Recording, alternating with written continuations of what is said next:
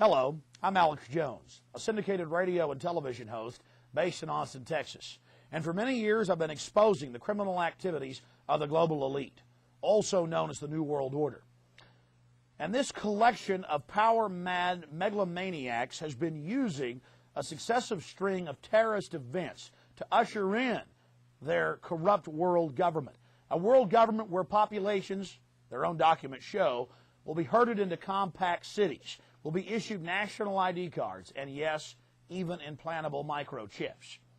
But in this film, we're first going to look at some historical examples of tyrants and governments, oligarchies alike, using crises, in many cases, terrorist events that they themselves perpetrate against their population, against their own bureaucracies, to create a crisis, to get the people to exchange liberty for so-called security.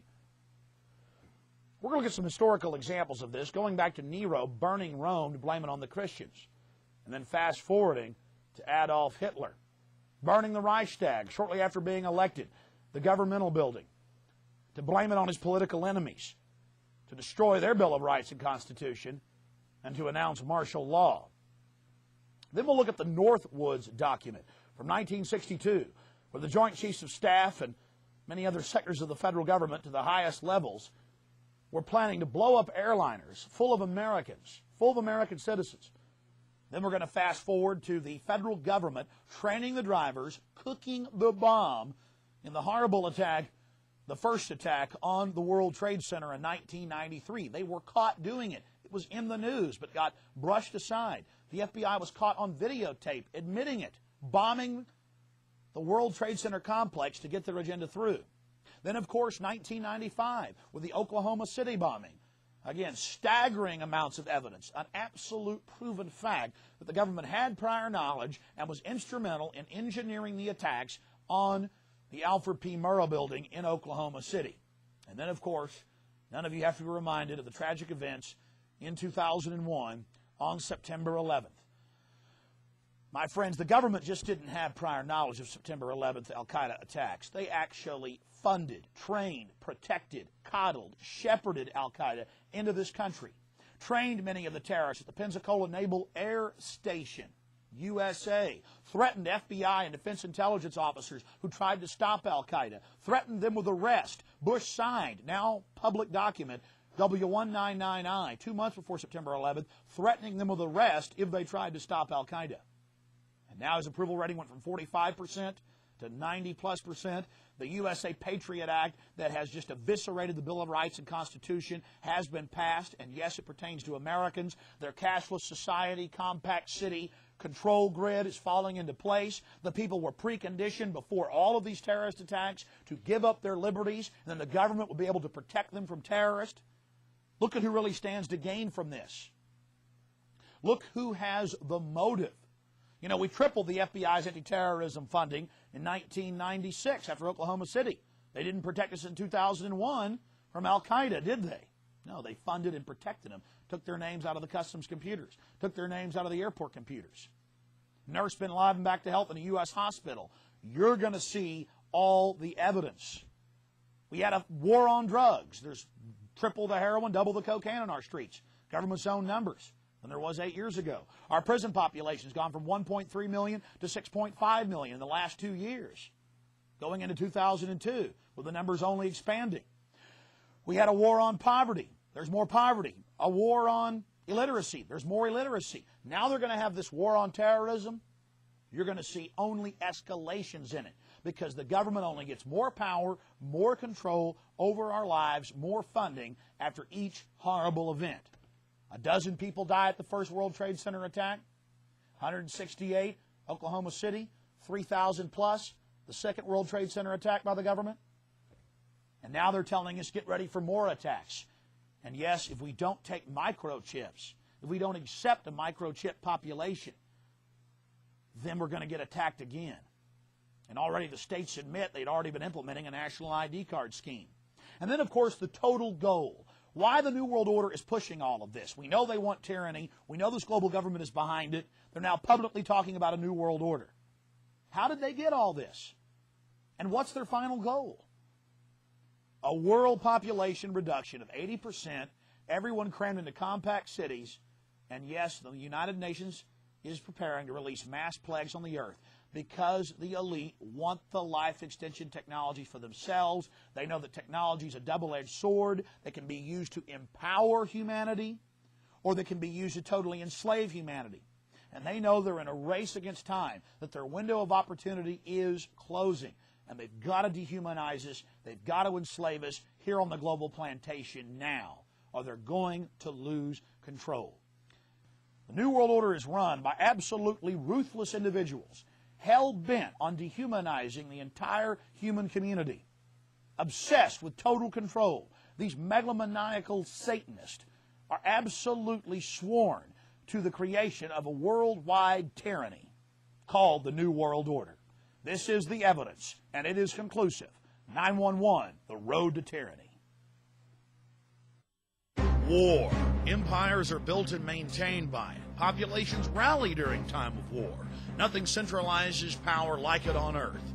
All throughout history, leaders have used this unifying force to control populations. Humans instinctively shift into mindless groupthink when faced by an outside threat, whether real or manufactured. But now, in the 21st century, the system of control continues, but with more sophistication. You see, if there isn't an enemy to fight, you have to manufacture one. In AD 64, on the 10th of August, Nero, emperor of Rome, set the city ablaze while he fiddled. You see, he had a problem. The Christians were getting too popular. Of course, after he torched Rome, people were more than happy to rip them limb from limb in the arena. The persecution of the Christians is only one of many ancient examples of governments persecuting populations after creating crises. On February 15, 1898, treason was committed by William McKinley's Navy when they blew up their own ship in Havana Harbor to create a pretext for war with the Spanish government. Adolf Hitler had already been elected president, but he wanted to abolish the chancellery and make himself Fuhrer.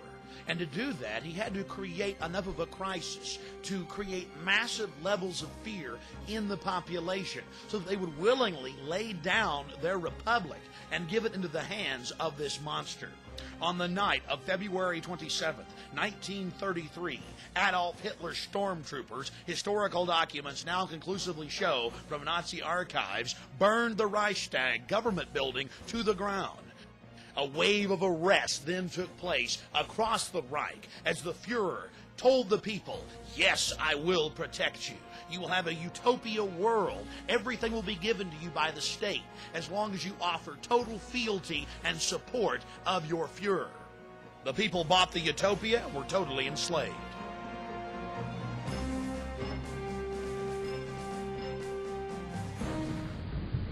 Yesterday, December 7th, 1941,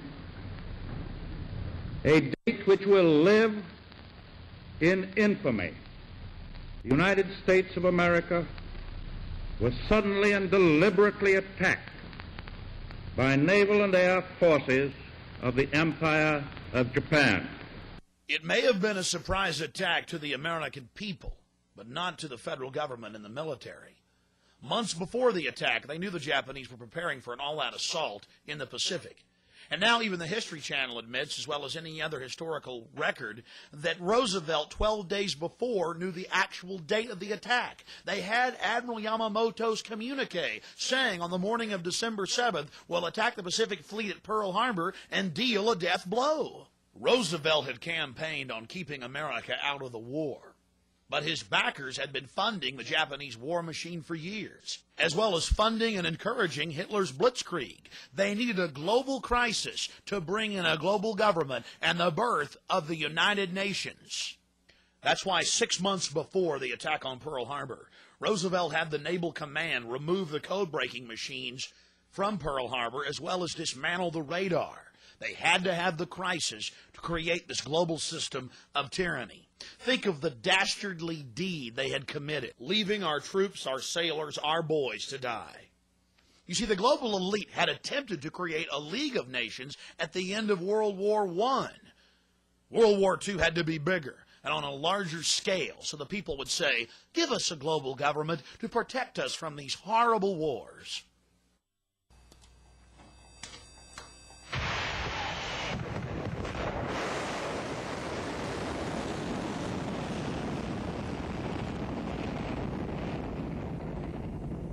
Good evening, my fellow citizens. This government, as promised, has maintained the closest surveillance of the Soviet military buildup on the island of Cuba. Within the past week, unmistakable evidence has established the fact that a series of offensive missile sites is now in preparation on that imprisoned island. The purpose of these bases can be none other than to provide a nuclear strike capability against the Western Hemisphere. In the early 1960s, the federal government needed an excuse, a pretext to invade Cuba.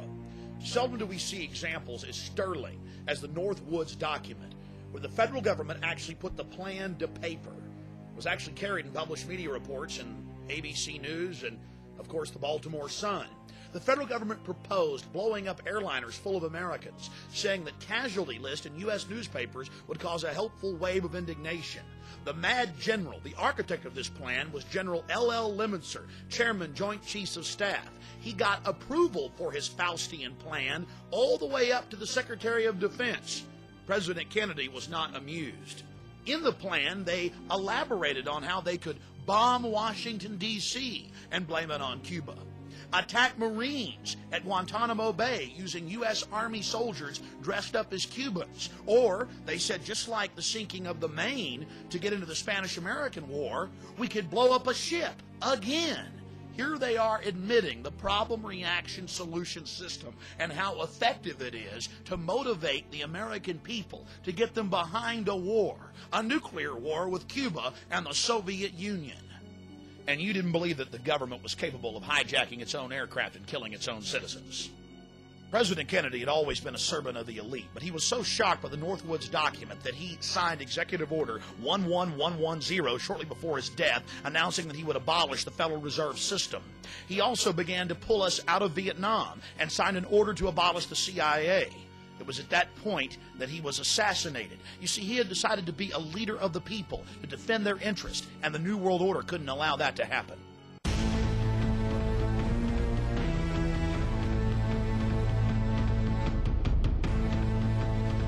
Now you'll see the evidence of the federal government targeting the World Trade Center twice. October 28th, 93, and October 31st, 1993, New York Times, as well as the December 15th Chicago Tribune. The federal government was actually caught on tape by their informants, ordering them to let the bombing go forward, to cook the bomb, to give the terrorists the detonators, to create yet another crisis, this time to usher in a police state and a war upon the American people. Unlike the Northwoods plan, the FBI actually carried out the attack on the World Trade Center in 1993. They actually hired a retired 43-year-old former Egyptian army officer, Ahmad Salam, and paid him $1 million and gave him real explosives, a detonator, and told him to build a bomb and to give it to the foolish people that he was controlling to allow them to attack the World Trade Center complex. There was only one problem with their plan. Mr. Salam was not as ruthless and sociopathic as the FBI and their globalist controllers. He began to get very concerned right before and, of course, after the attack, saying, "Why are you giving me real explosives if this is just a sting operation?" When they told him to go ahead and let the attack go forward, he secretly recorded the head of the FBI in New York ordering him to let the bombing take place. It's very important to understand that all the evidence you just saw is documented, 110%. It is part of the public record. The FBI admits it, but the media wrote a few stories about it. There were a couple of nightly newscasts. It was never heard of again. But unlike Pearl Harbor, where the government allowed the Japanese to attack as a pretext for war, the federal government financed and controlled this attack on the World Trade Center to create a system of anti-terrorism, to sic a homeland security system on the American people. There was only one problem. The drivers of the truck didn't park it up against the main support column as they had been ordered to do by Mr. Salam and the FBI. No, my friends, they parked it about a dozen feet away, and so it didn't bring down the building. And in consequence, they didn't get the massive death toll they needed to create the martial law system they were hell-bent on implementing against our constitutional republic and the American people. To the American people's horror, the feds finished the job on September 11, 2001.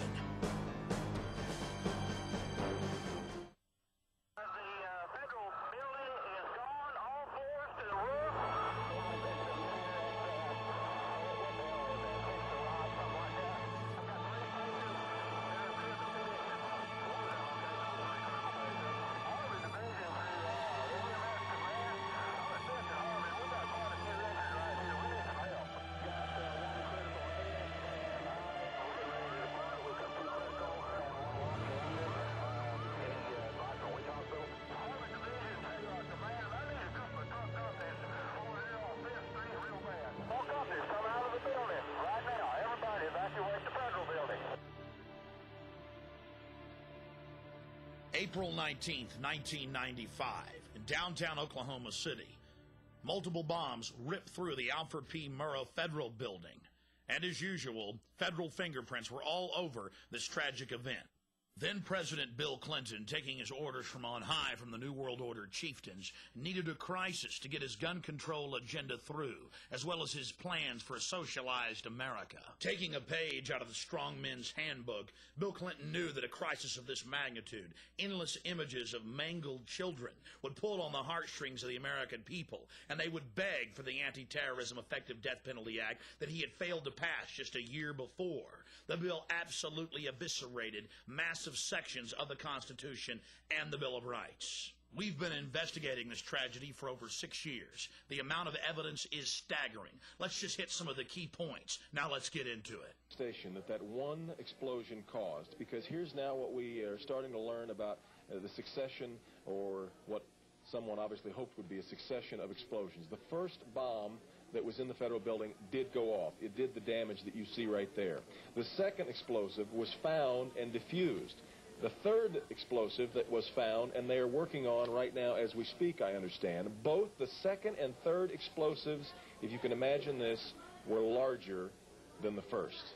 So try to imagine two or threefold happening what we've already seen there. It is just incredible to think that there was that much heavy artillery that was somehow moved into the downtown Oklahoma City Federal Building. Two other explosive devices were found that were not detonated, and they were larger than the first. think he said another bomb. Oh my God, another bomb. We just saw, if you were watching there was a white pickup truck backing a trailer into the scene here. They're trying to move people out of the way so they can get it in. Appears to be the Oklahoma County Bomb Squad. It's their bomb disposal unit, essentially, is what it is, and it is what they would use to, if the report that we gave you just a few moments ago turns out to be correct, that they have found a second explosive device of some kind inside this building. They'll back that trailer down there, and the bomb squad folks will go in, and they will use that trailer. You see the bucket on the back there, sort of, this is how they would transport the explosive device away from this populated area to try to do something with it. The Justice Department is reporting that a second explosive device has been found in the A.P. Murrah building in downtown Oklahoma City. Mike, you're still with us, aren't you? Yes, I am, and I might tell you in addition to that, in fact, what we were told at the scene a few minutes ago was that, in fact, 2 different explosive devices were found in addition to the one that went off. So a total of 3, A total of 3. Now confirmed through federal authorities that a second bomb has been found inside that federal building in Oklahoma City. It was an explosion at 9 o'clock this morning that did that damage you're looking at right there, blowing off the entire north face of that building. Again, you're looking at the north face there. A second bomb was found on the east side of that building. A bomb squad is on the scene. That second bomb has not exploded. We don't know quite the status yet, if they've managed to defuse it, but it has been confirmed that a second bomb was found on the east side. What I have is that one device was deactivated. Apparently there's another device, and obviously whatever did the damage to the Murrah building was a tremendous, very sophisticated explosive device. So President Clinton just called Frank Keating, Governor Frank Keating, and he says that 3 FBI anti-terrorist teams are en route to Oklahoma City. Right now, they are saying that this is the work of a sophisticated group. This is a very sophisticated device, and it has to have been done by an explosives expert.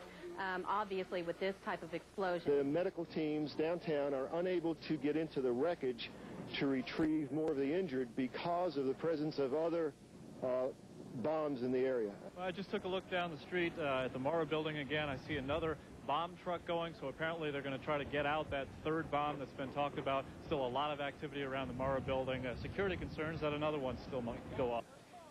Fortunately, it didn't, because the second device that they found, we understand, was even more powerful than the first.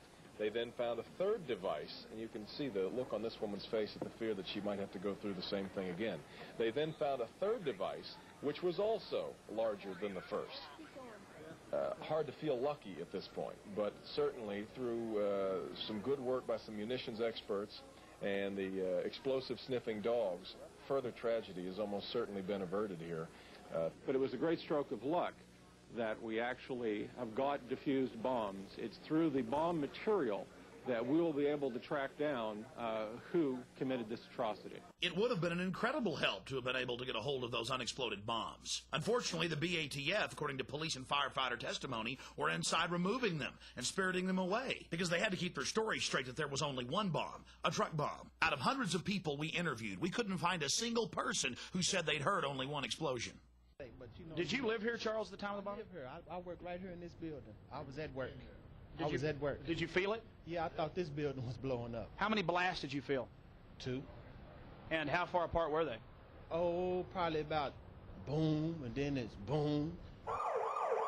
It's a historical fact, part of the public record, that there were multiple devices inside the Oklahoma City building, and that there were at least 2 explosions. The emergency radio transmission transcripts show clearly that the police and firefighters were on the record witnessing the BATF removing unexploded devices. But you see, we have the actual scientific fact. We have the University of Oklahoma's own seismograph reports, as well as the U.S. Geological Survey reports. 2 different scientific institutions showing multiple explosions. But you see, McVeigh would have had to have had accomplices, and that didn't fit in to the federal story, especially if the reality showed that it had to be somebody who had access to a federal building for long extended periods of time. General Benton K. Parton is the former head of Air Force Weapons Development and had over 30-plus years running the Air Force Weapons Development Program. He has multiple engineering degrees. General Parton was amazed by press reports claiming the building had been blown in and that a truck bomb could cause that damage, when even basic understanding of explosive signatures shows that the building was blown not from the outside in, but from the inside out. Within days of the blast, General Benton K. Parton was on the scene, but of course he was barred access. But from video as well as photographs of the columns, it was obvious to any trained eye that the columns had been blown off by shape charges. In a detailed report, the former head of Air Force Weapons Development laid out the physics, the mathematics. It was a physical impossibility for a truck bomb, even made of military-grade explosives, couldn't even begin to approach the damage that was brought against the Oklahoma City Federal Building. Now the seismographs come in. You see, the seismographs first registered one distinct explosion and then a group of explosions so close to each other that they couldn't be separated. You see, the feds had to have a diversionary blast. They had to be able to tell the world that it was that lone nut McVeigh out front. You see, they needed McVeigh's truck bomb outside so they could cover the fact that there was actually explosives inside the structure. And if you look at the actual crater that was there, it was so small it could hardly be measured. But later in media reports, it got bigger and bigger and bigger. Another key piece of evidence that General Parton raises is that a single bomb explosion cannot account for the failure of column B, which was further from the truck bomb than columns B4 and B5, which did not fail. He concludes that the asymmetrical nature of the damage to the Murrah building is one indication of demolition charges were being used in the bombing. In modern history, literally thousands of structures of every type and design have been destroyed commercially to make way for new structures. But that didn't matter to the BATF, the federal government, and the media. They turned structural engineering on its head, telling the world that a single truck bomb actually did this damage, and with this signature that clearly showed that the building had been blown out, not in. Not only was the scientific and engineering world in shock disbelief, the general public wasn't buying the story because they'd seen what had happened. Now let's go to an actual news report the day of the tragedy. Some of the floors have just crashed together. I mean, there are some points where you just literally can't get in at all. And then from Chopper 4, at some particular points, we could see all the way through the building. That's the force of the explosion. It just blew out all the walls and everything inside. Blew out all the walls, blew out all the walls, blew out all the walls. Outraged by the federal cover-up, leaders from across Oklahoma, led by State Representative Charles Key, banded together to put together the final report, 550 pages detailing this criminal federal operation. Now let's look at the cowardice of the BATF. You see, they got a warning, but they didn't pass it on to the children in the daycare center. What he told him is that he thought that they had received a tip that morning of the bomb. Yet another witness, a rescue worker, says after she talked with an agent at the bombing scene, she also suspected the ATF was warned and agents stayed away from their office that morning. I asked him if his office was in the building, and he said yes, and I asked if there were any ATF agents that were still in the building, and he said no, we weren't here. Witness number one approached an ATF agent nearby. He claims he asked the agent what had happened, and witness number one says this is what the agent told him. He started getting a little bit nervous. He tried reaching somebody on a two-way radio. Couldn't get anybody, and I told him I wanted an answer right then. He said they were in debriefing. None of the agents had been in there. They had been tipped by their pagers not to come into work that day. Plain as day out of his mouth. They were tipped. Why wasn't anybody else? There was a lot of people, good people, died down there. And if they knew, they should have let everybody else know. Oklahoma City paramedic Tiffany Bible, who heroically responded just minutes after the blast on April 19, 1995, swore in an affidavit that when she arrived, the BATF was in full mop gear, bomb gear that takes at least 30 minutes to put on. When she asked them, oh my goodness, were you guys hurt inside the blast? They said, no, we got tipped off by our pagers not to come in today. Agents forewarned about a bomb in Oklahoma City. Did they know the Murrah building was a target? The ATF says no, absolutely not. But tonight in a story you'll see only on the News Channel, you're about to hear otherwise from people who were at the Murrah building that morning. We're asking simple questions and we can't get any answers, so it makes us that much more curious, you know. Where the hell were they? The news channel did ask for a private meeting with ATF officials to discuss the credibility of these witness reports, but the ATF refused, saying they had no more to say on the subject. Lee Harvey Oswald acted alone, and so did Timothy McVeigh in Oklahoma City. So we're meant to believe. But hundreds of eyewitnesses reported seeing Middle Eastern men crawling all over this operation. Let's look at John Doe number 2.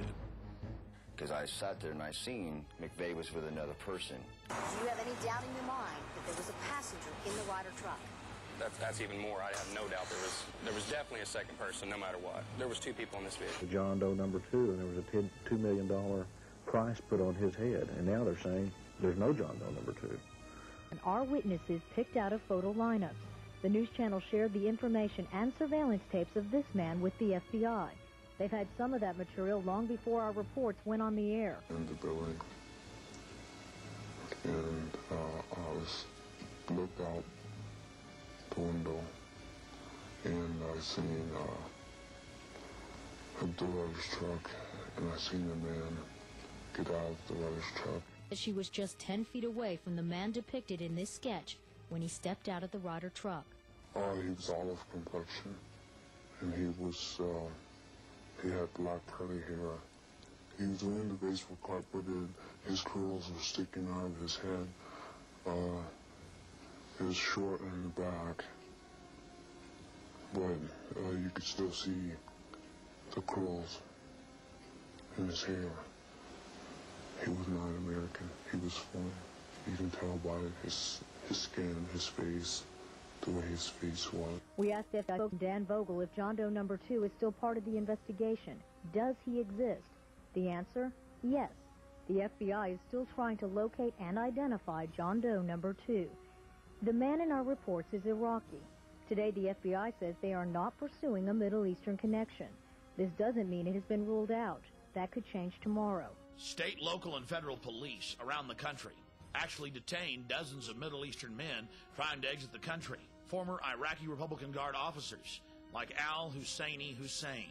Despite all this evidence, the Clinton Justice Department said, release them. We don't want to talk to them. There is no Middle Eastern connection. In the making of this documentary film, our team has interviewed scores of former FBI agents, current FBI agents, police officers, detectives who were on the scene and who worked the case. They arrested members of the Iraqi Republican Guard while trying to flee the United States. They would open up their bags and find blue jogging suits, bomb-making materials. They would try to hold them, try to charge them. They could have convicted them in front of a jury, according to my sources. But Bill Clinton demanded their release. Later, I interviewed David Shippers, the man that impeached Bill Clinton, that brought down the mob in Chicago. And David Shippers stated that the Oklahoma City bombing team was the same people involved in the World Trade Center attack on September 11th. And guess what? Al Husseini Hussein was actually working in the Boston airport. It's amazing. Now we see the grand plan of the feds. These people are actually working for them. All the evidence shows. And the details are chilling. We'll also focus on surveillance cameras that caught the bombing on tape, and maybe the men behind the bombing. The News Channel has new information tonight that there's a chance surveillance tapes could be the smoking gun evidence. Now, we asked candid questions in a rare face-to-face meeting with ATF officials close to the investigation. We learned that video collected from downtown businesses the morning of April 19th may someday be played before a jury. Officials won't say who or what exactly is on the tape. However, numerous sources have confirmed the tapes exist and that they reveal more than one bomber. So what evidence are they asking for? They're asking for video taken from the Ryder truck from the Rigi Towers. Well, Kevin, it's a question we've all been asking. We've been asking that question since we first broke the story that surveillance cameras aimed at the federal building could have captured all those involved on tape. Now, sources have confirmed those tapes exist and that they show more than one bomber. The FBI also confirmed those tapes exist when they refused to release them, claiming the video is part of a criminal investigation. And now, for the first time, we get an on-the-record response from the head of the Dallas office, ATF. We learned that videotape could be unveiled as part of the prosecution's case. No officials will discuss specifically what's on the video, but we have been able to recreate some of what may have been captured by downtown surveillance cameras through the eyes of the witnesses. Now, you're looking at a computer recreation of the final movements of the Ryder truck according to the people who crossed its path at 5th and Harvey, moments before the explosion. Tonight at 10, the witnesses will detail their memories of how they believe the suspects carried out the crime and made their getaway. Now, all these accounts share a common and unsettling similarity. The witnesses say they saw several accomplices, including the infamous John Doe No. 2. ATF officials tell us the elusive John Doe is still part of this case, but will not comment any further. However, they did tell us that there's a lot about this case we don't know yet, information you can't find in the indictments against Timothy McVeigh, Terry Nichols, and Michael Fortier. It was just hours after the bombing when the news channel first told you about the possibility that surveillance cameras may have captured the explosion and the killers on tape. Our sources and sources for the LA Times describe what's actually on those tapes. The information shows some huge surprises, the biggest that it may have been John Doe No. 2, not Timothy McVeigh, who detonated the bomb. Brad Edwards has the latest on the investigation in this exclusive News Channel report. Our new information comes directly from a source that has seen parts of those surveillance tapes. It also comes from reports now in the Los Angeles Times. But perhaps the biggest surprise is contained in the News Channel's own information.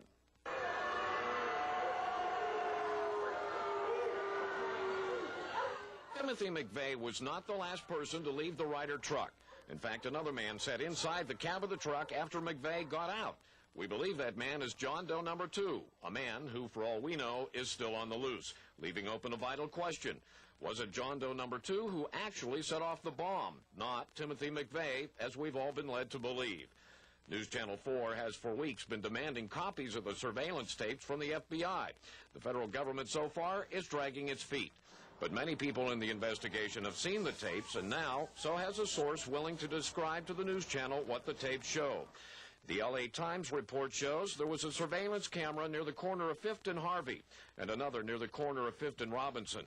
Federal investigators recreated the time sequence leading up to the bombing by matching the video and still photos from the surveillance cameras. Since we can't show you the tape ourselves, we're reenacting what our source says he saw on those tapes. As witnesses told the News Channel before, the tapes show the Ryder truck parked in front of the Murrah building where we now know the blast went off. As witnesses also told us, the tape showed two men sitting inside the Ryder truck. A man strongly resembling Timothy McVeigh gets out of the driver's side, steps down. He then appears to have dropped something on the step up into the truck. He bends down and appears to pick something up off the step. Then he turns and walks directly across 5th Street toward the Journal Record building. All this time, John Doe No. 2 is still inside the Ryder truck's cab, sitting on the passenger side. Time passes. The surveillance tape is time-lapse photography. Without knowing exactly the time interval between shots, our source can't be sure how long John Doe No. 2 sat in that cab. What was he doing all that time? Then the tape shows John Doe No. 2 getting out of the passenger side of the Ryder truck. Again, the tape shows that a bombing witness accurately described what happened next to News Channel 4. Standing in the building, and I looked out the window, and I seen the Ryder's truck, and I seen the man get out of the Ryder's truck. The tape shows John Doe No. 2 getting out, shutting the passenger side door. He steps toward the front of the truck and is momentarily out of the frame of the surveillance camera. But shortly, he appears back in frame, walking toward the rear of the truck, still on the sidewalk in front of the Murrah building. Again, he turns east toward the front of the truck, looking toward the street. John Doe No. 2 then walks diagonally across 5th Street toward the east, as if heading toward the YMCA or the intersection of 5th and Robinson. He again leaves the frame of the camera. Another camera shooting from another angle clearly shows the actual explosion that destroyed the federal building and killed 169 people. So what does the mysterious John Doe No. 2 look like in the tapes? The man who stayed inside the Ryder truck, possibly triggering the bomb? Well, his features are obscured by a baseball cap in the portion of tape seen by our source, the same kind of cap shown in the composite drawing first released of John Doe No. 2. The cap was a sports cap, flame style. The man himself was taller than the man resembling McVeigh and much thicker in build. He appears to have a dark or olive complexion. Our source saw only a few minutes of tape. He didn't see all of the almost 20 minutes of surveillance tapes that reportedly were distributed to FBI agents around the country to help in their investigation.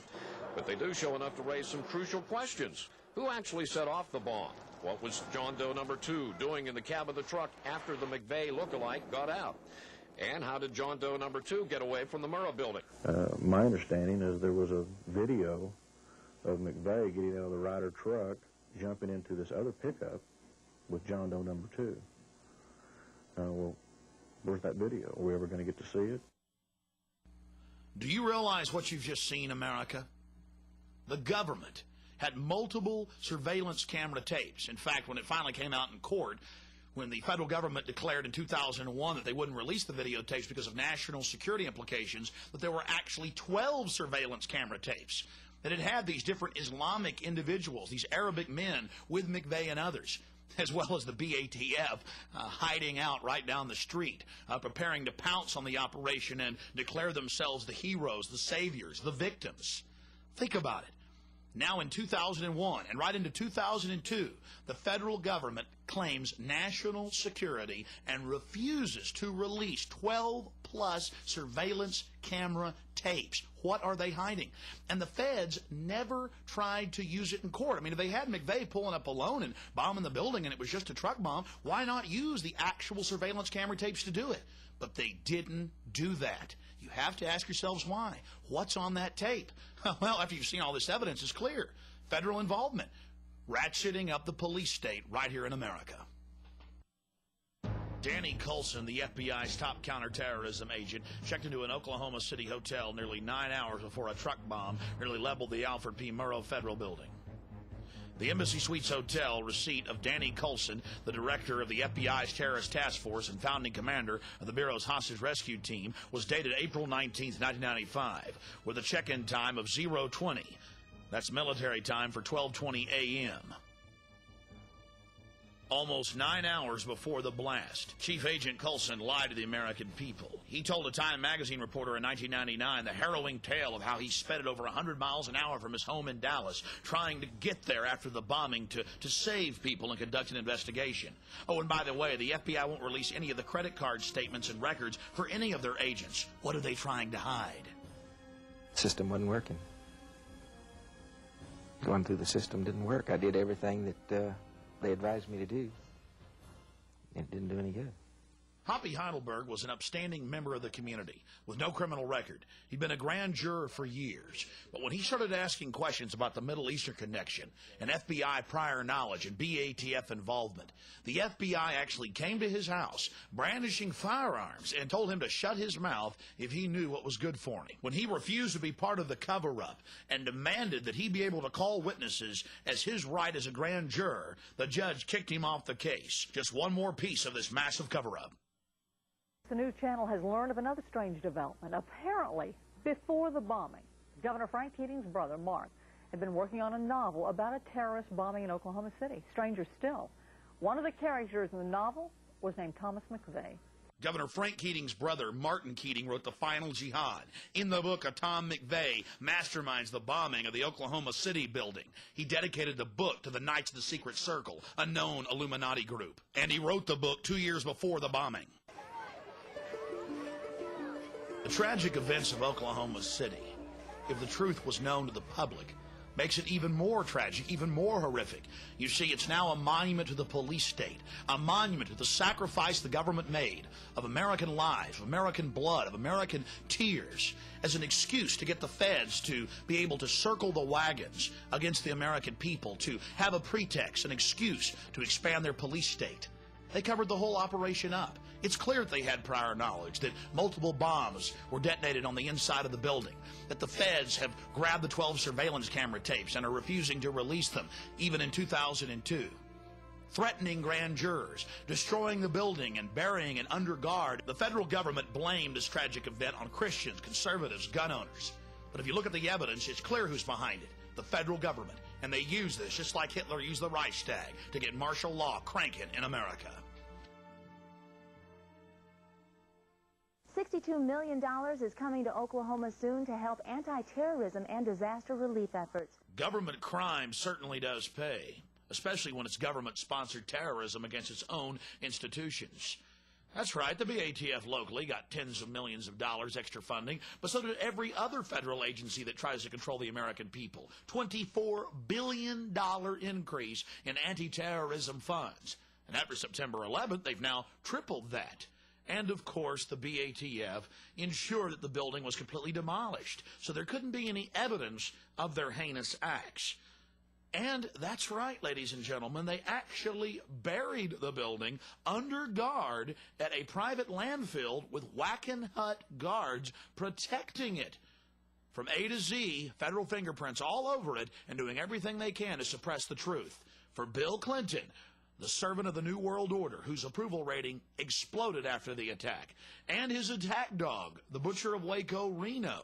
She was very happy to blame it on Christians and conservatives and gun owners. It was her excuse to expand federal control over local police and to merge the military with the police in new giant anti-terrorism training camps where the military and the police prepare for mass gun confiscation and extermination of the American people. Evidence of that's coming up later.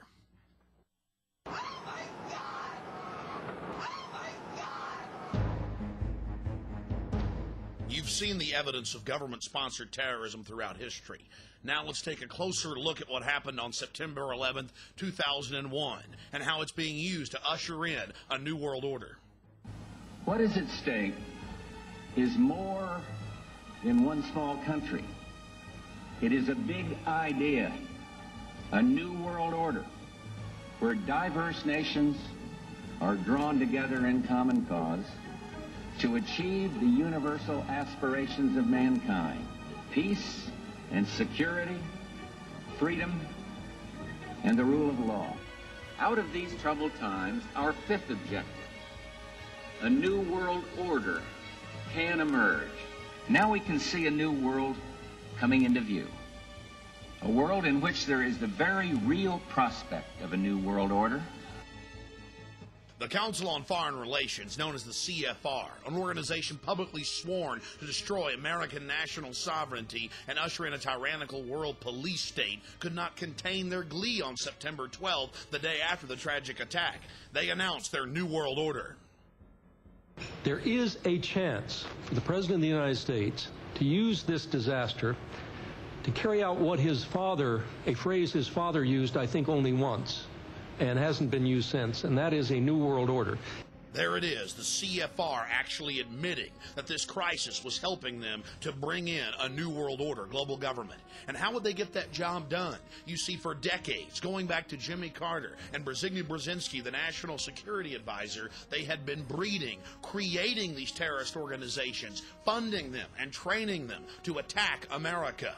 Brzezinski Brzezinski, co-founder of the Trilateral Commission with David Rockefeller and other luminaries of the global system, actually bragged in his 1998 book, these criminals love to brag, The Grand Chessboard, of how America would be attacked by Afghan terrorists and how global government, a war for global government, would then take place in Central Asia. How it could be used to roll out national ID cards and a global police state here in the United States. All of this being planned back in the 70s, 80s, and 90s. The relationship between the CIA and the Afghan freedom fighters, the Mujahideen, even predates Ronald Reagan.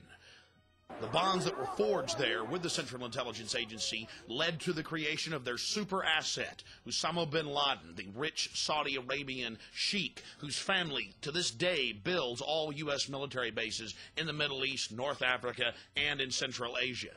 It's on the record that bin Laden's a CIA asset, and every time an American president needs a distraction overseas, a ship or an embassy gets blown up. On October 12, 1998, the USS Cole, while docked at the port of Aden in Yemen, was attacked. 17 Americans were killed, 39 wounded. Sacrificed yet again on the altar of globalism. Just like clockwork, every time Bill Clinton was in trouble, an embassy, a ship, a barracks was blown up. Just like Oklahoma City, the CIA asset bin Laden was delivering time and time again, and Bill Clinton was there protecting him, refusing to allow foreign countries like Sudan, even Iraq and Afghanistan, to give them the files of where al-Qaeda was in the world, and yes, where they were active even in the continental United States. Sudan even offered to arrest bin Laden 3 separate times. Bill Clinton answered by bombing with state-of-the-art cruise missiles their only pharmaceutical plant. Denying Africa, desperately needed medicines. You see, in reality, it's a lot bigger than just Republican or Democrat. The reality is the Central Intelligence Agency, controlled by Wall Street, has been grooming this creature and his family over the last 50 years to carry out dangerous projects in the Middle East, Central Asia, and North Africa. Back in 1996, the CIA worked in tandem with Pakistan to create the Taliban. Then in 1998, when the Afghans offered to arrest bin Laden, the CIA responded, publicly telling him to do no such thing. They needed this boogeyman for one more big action, and his family the entire time was being rewarded with giant satellite company deals, oil company mergers, and some of the biggest construction projects in the world. New world coming. America will become increasingly vulnerable to hostile attack on our homeland, and our military superiority will not entirely protect us. Americans will likely die on American soil, possibly in large numbers. Americans will likely die on American soil, possibly in large numbers. Possibly in large numbers. Possibly in large numbers. Shortly after September 11th, witnesses came forward documenting that bin Laden had actually met and planned the September 11th attacks with the CIA for 10 days in Dubai in an American Army hospital. French intelligence was so upset by what they had learned that they actually got media reports published before September 11th, specifically warning that bin Laden was planning to hijack aircraft and fly them into tall buildings in downtown Manhattan, as well as the Pentagon. Of course, the Pentagon, the Defense Department, didn't need to be warned. First media reports that came out said that 5 of the hijackers had been trained at the Pensacola Naval Air Station. Later media reports in the Pensacola News-Journal confirmed that 3 of the hijackers had been trained at the Pensacola Naval Air Station 2 years before September 11th. The San Francisco Chronicle also reported that one of the top lieutenants of Al-Qaeda was actually an FBI asset, not to mention a member of the U.S. Army. The next piece of evidence you're about to see is the biggest smoking gun of them all. President George W. Bush signed Presidential Decision Directive W199I, telling FBI agents as well as defense intelligence officers that if they tried to stop Al-Qaeda, they would be arrested under national security implications. It's been in every publication from the Wall Street Journal to the Washington Times. Actual lawsuits have now been filed by FBI agents who are outraged by the fact that they were not allowed to stop Al-Qaeda. The global crime syndicate that George W. Bush and his family fronts for has everything to gain from the September 11th attacks: a national ID card, a national control grid, a cashless society. It's part of the public record. George Bush signed the documents threatening defense intelligence and FBI agents with arrest if they stopped Al-Qaeda. This is the most absolutely treasonous, treacherous thing he could possibly do. George Bush is a mass murderer. Before the Bush administration shut him down, CNN's American Morning with Paula Zahn actually reported that FBI Deputy Director John O'Neill resigned because he felt the U.S. administration was obstructing the FBI and their attempt to stop Al-Qaeda.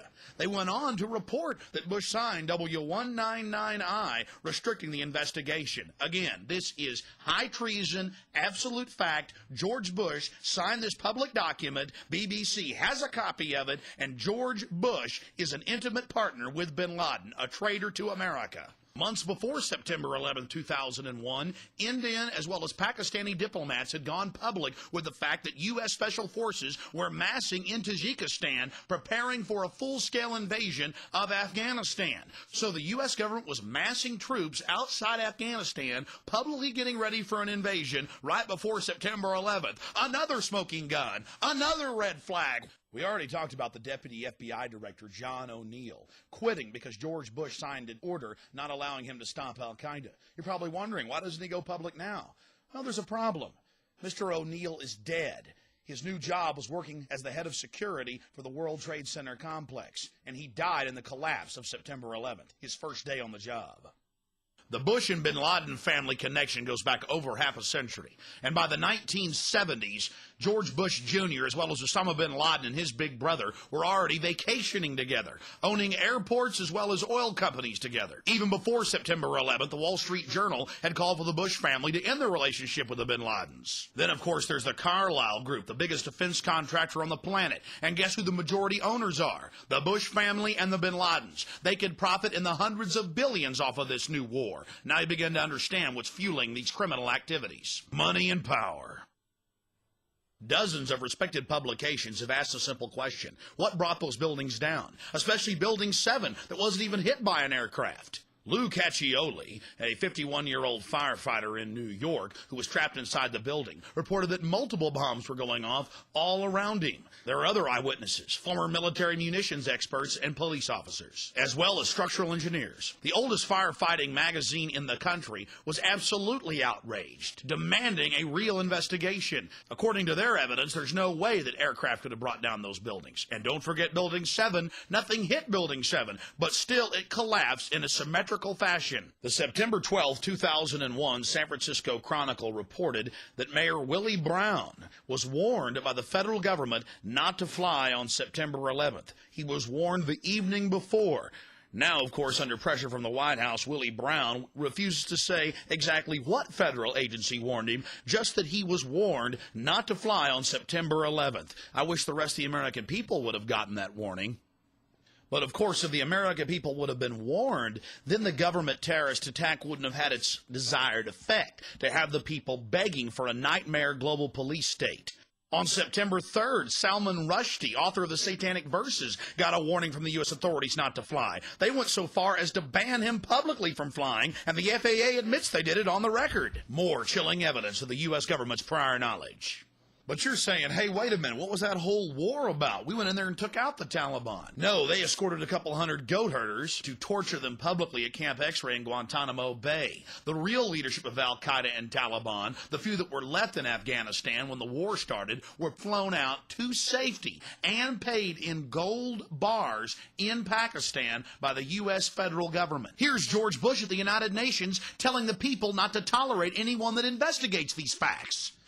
Let us never tolerate outrageous conspiracy theories concerning the attacks of September the 11th, malicious lies that attempt to shift the blame away from the terrorists themselves, away from the guilty. I guess it's un-American to investigate the facts. Let's just call it a conspiracy theory, especially those FBI agents that have gone public about George Bush telling him not to stop al-Qaeda.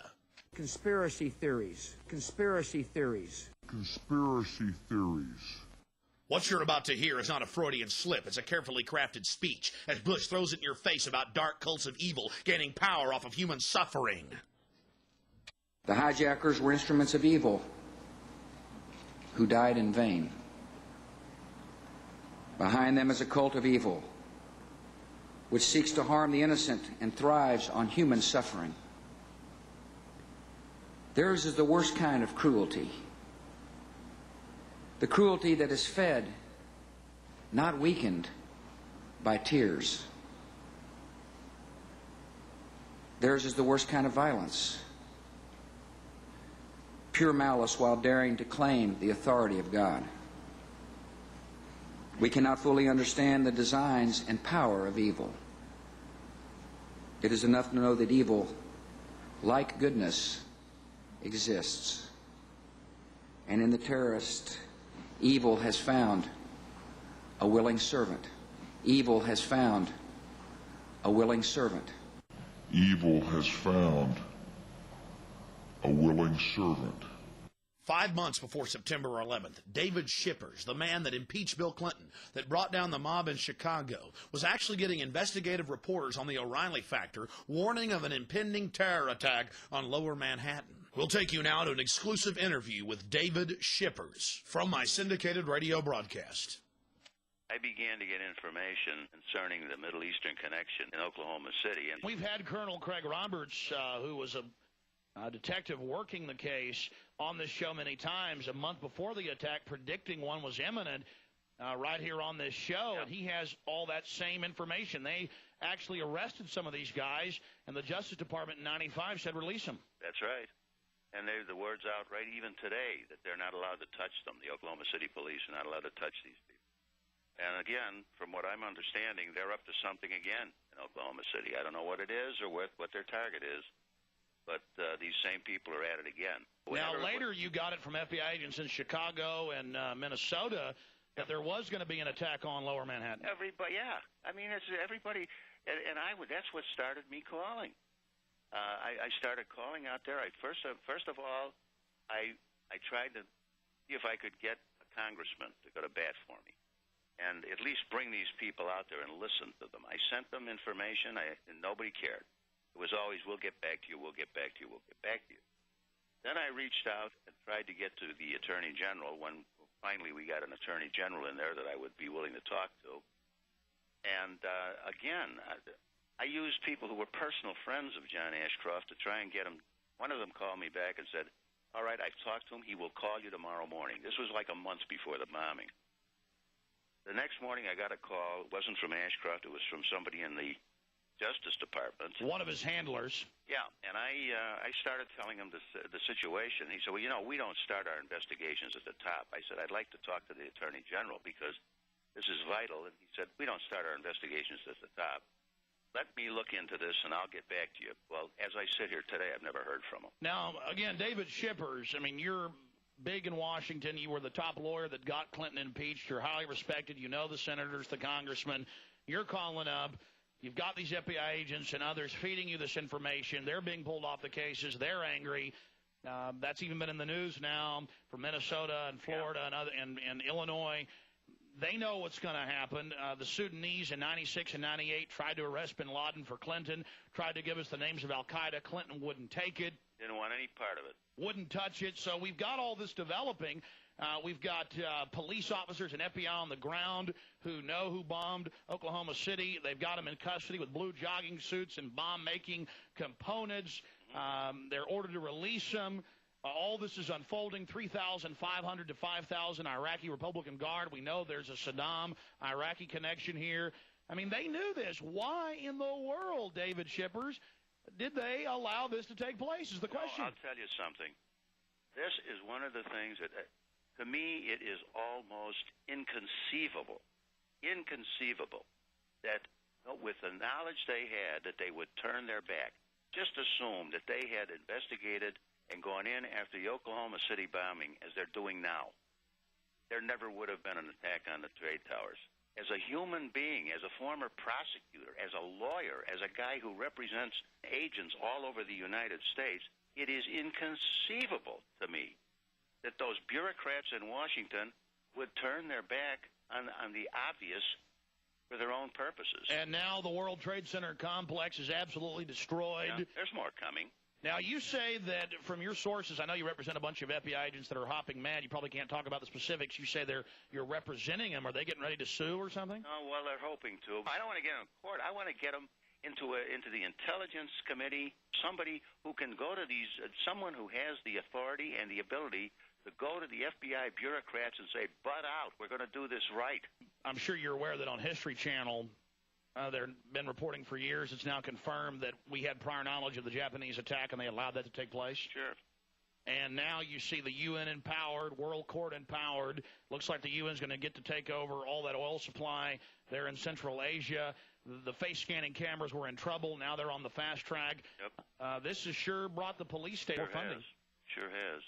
And I've been saying for years that once you have license, which we've had, the next step is tyranny, and it really is scary. The whole thing is scary. The American people are saying, I want to be safe.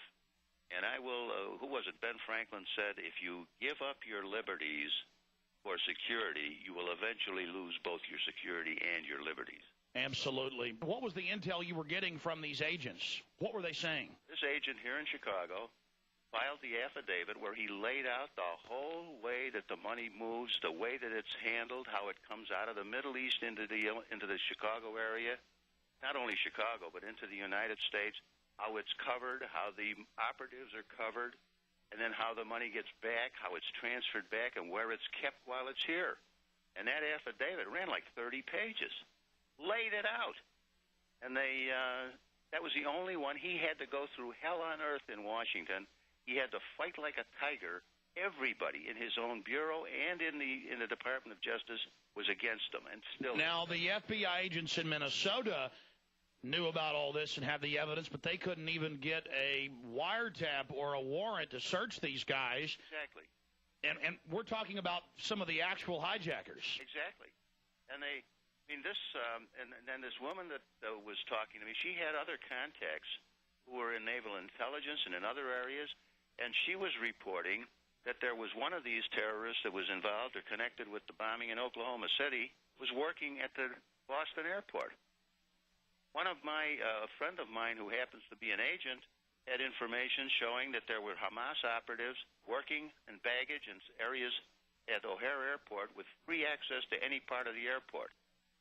But no one would listen. Clinton and his boys didn't want the United States to realize that Flight 800 was a terrorist attack and that the Oklahoma City was a terrorist attack because they didn't want to have to admit that the intelligence of the United States was totally destroyed. Well, Craig Roberts says it best. They wanted to demonize the patriots, the Christians, and create this internal security force to watch Americans because, oh, the precious Arabs, they can't do anything wrong. That's exactly what they started. Remember, I forget what nitwit it was that came out and said, you know, you can really blame some of the Rush Limbaughs and the talk show hosts who are fomenting this terror. Well, that was Bill Clinton.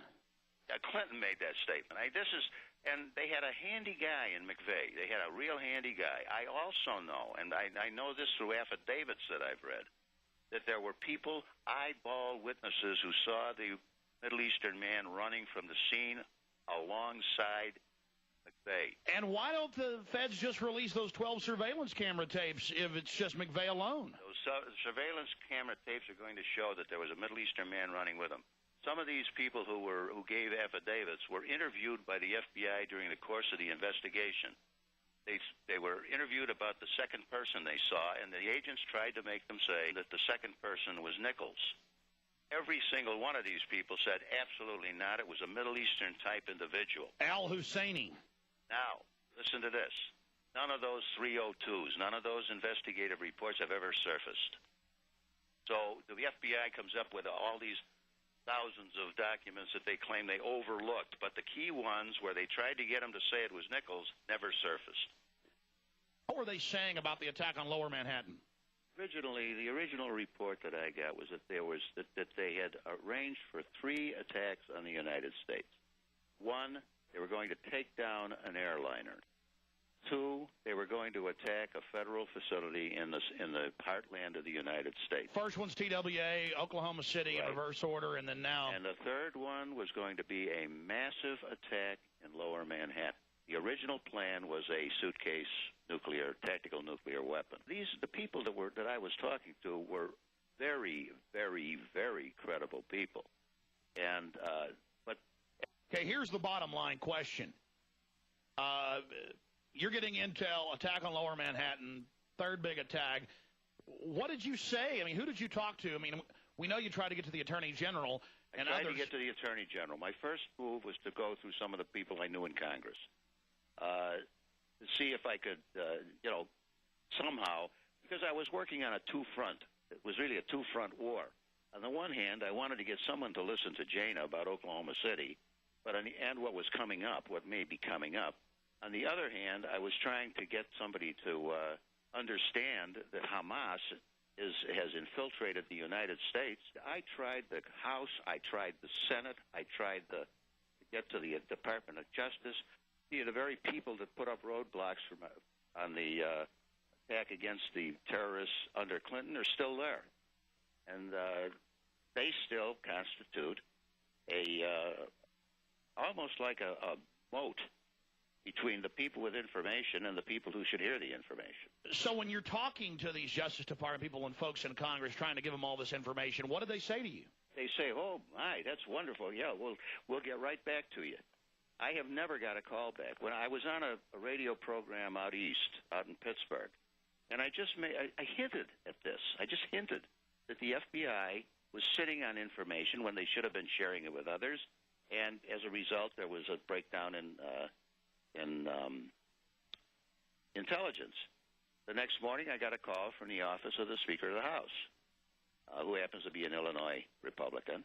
Hastert, right. And they said, we understand. They hadn't heard the show, but they said, we understand you've got some information, et cetera, et cetera. I said, yes, I do. I would really like to share it with somebody. I have at least 2 and maybe 3 witnesses that should be subpoenaed to come out there and testify in executive session and tell you what I was talking about. Okay, we'll get back to you. That never heard again. A couple of days later, I got a call from the Senate Intelligence Committee. We hear that you've got information, et cetera, et cetera. Yes, I have information, and I'd be perfectly willing to bring it out to you, or I'd be perfectly willing to have my witnesses go in there and testify, but they have to be subpoenaed. Okay, we'll get back to you. That was last week. I still haven't heard a word. I talk to people like you who are in the media, people who are really well aware of what's going on, and they cannot believe that this can happen. Strangely enough, the one people that I haven't heard from is the FBI intelligence people. Of course, if I did hear from them, I wouldn't talk to them anyhow, because they're totally incompetent. They got their funding tripled after the Sure, first... boy, that's great. They can all get a raise, and they can all sit around and tell everybody that their informants tell them this and informants tell them that.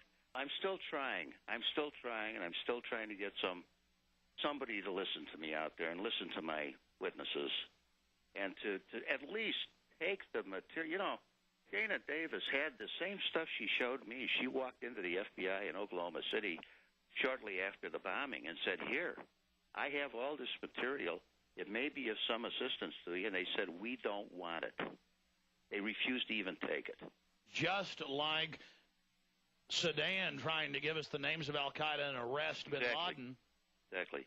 And they said, we don't want to do that. Well, then I think you're an investigator. You're a prosecutor, Mr. Shippers. You prosecuted the President of the United States, successfully got the indictment, but not... prosecuted the outfit here in Chicago for 5 years. So, you can see the motive. I see more intelligence funding. I see the cashless society with the biometrics. I see an expanded UN. I see NATO planes patrolling our skies. Right. UN General McKenzie on Nightline the 19th, a week after the attack, 8 days after the attack, saying we need UN troops on our borders. I see global government being empowered and a takeover of the Middle East and Central Asia by the West. I mean, I see great dividends for them by allowing this to happen. So I hope to God you're wrong. I do. But and I can't fight with you or argue with you on it because it does seem to be heading that way. For trying to protect their country, the heroes get crucified. The heroes get crucified, and the bureaucrats sit out there and tell each other what a great job they're doing until another city blows up. And then they say we need more tools. They have all the tools in the world. They could have found the money years ago if they had just listened. We've got to go public because we tried to do it the right way. We tried to do it by going to the people in whom you would normally repose your confidence and trust. It didn't work. Nobody cares. Well, we know this. The bureaucrats are going to get even more funding now. You want more evidence of prior knowledge? The October 24th, 2001 Associated Press reported that Ari Fleischner in a White House press briefing admitted that George Bush and much of his cabinet were already on Cipro on September 11th, 3.5 weeks before the first traces of it popped up in Boca Raton, Florida. This is a whole nother section. We can make a whole other film on it, but it was actually proven that the anthrax was sent from Fort Detrick, Maryland, a U.S. weapons lab, again to create fear. Another smoking gun. It never ends. I know the information in this documentary film is extremely painful, but the facts are the facts. Bush signed a document blocking the FBI and Defense Intelligence from stopping al-Qaeda. They're actually suing him over it now. And realize that it's Democrats as well. The New World Order controls things at the top. And if we don't hold government responsible, they're going to use this terror to get more control over our lives. Now President Bush is seeking to restrict Capitol Hill probes. He had Dick Cheney call 6 separate congressional committees and threaten them, telling them not to investigate September 11th. And of course, the president has also activated the secret government. For the first time in history, FEMA command bunkers are brimming with National Security Agency personnel. And on top of it, Congress wasn't even advised. Neither the Senate leader nor the Speaker of the House were even told, despite the fact that they are in the direct line of ascension in the chain of power. Why isn't the president including elected officials in the continuity of government program? Back in 1999, there was a rising young star in Russia. He just stepped down as the head of the KGB, the new FSB, Vladimir Putin. He was Boris Yeltsin's top deputy. But how was he going to get into office when the polls showed the people didn't want him? Simple. He was caught blowing up 3 separate apartment buildings. That is, members of the FSB were, with explosives. Moscow police actually arrested them. Now in 2002, members of the FSB, the Federal Security Bureau, have gone public with the information, as well as explosives experts and Vladimir Putin's best buddy, Boris Berezovsky. They seized his media empire when he reported the facts. Again, Moscow police, back in 1999, actually caught members of the FSB planting the bombs in a 4th building to create fear throughout the population. Now, other top government officials have gone public, saying that they knew the government was actually preparing to bomb buildings in 1999 as a pretext for control. And now they're actually seizing the videotape that proves it when Russian journalists, as well as Russian politicians, try to bring the film back into the country. So, carrying one of them terrorist manuals, are we? It's Ashcroft standing over Uncle Sam reading a book that says the Bill of Rights. Sounds like a joke, doesn't it? You're about to see the evidence. It's actually the facts. They're teaching police if you read the Bill of Rights, you're with the terrorist. What has America come to? We're becoming more and more Sovietized every single day, and our new gracious homeland leader is George W. Bush. It's a sick joke. Who really stands to gain from this terrorism? The evidence is clear. The forces of the New World Order. Now let's talk about terrorism. Let's talk now about terrorism and about those who see violence against innocent civilians as a legitimate means, in their view, to achieve their ends. This new law that I signed today will allow surveillance of all communications used by terrorists, including emails, the internet, and cell phones. The answer is yes. It's a war we have to win if we're going to protect the people of this country. I think the real issue is, what do we sacrifice, what do we give up in the process? So there is going to be a continuing trade-off between security and liberty and freedom going forward in the 21st century. Security is having this discussion right now with the political leaders, and we're probably going to be asked to do some things that many people might not like, because it's going to call into question some of the freedoms that we have had. Politics of terror.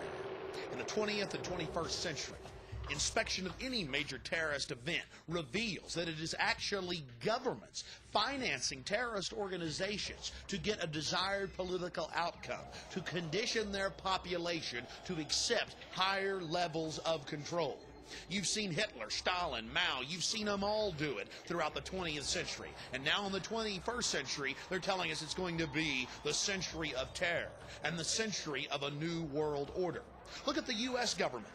They tell us to give up our rights while our borders stay wide open, while tens of millions of people pour across our borders, come in through our ports, and land on airplanes. They have the nerve to tell American citizens that we must accept a national ID card in the name of safety. Use some common sense. The government tells us to leave the borders open even after September 11th and then treats us like slaves. Doesn't make any sense unless you're a slave master.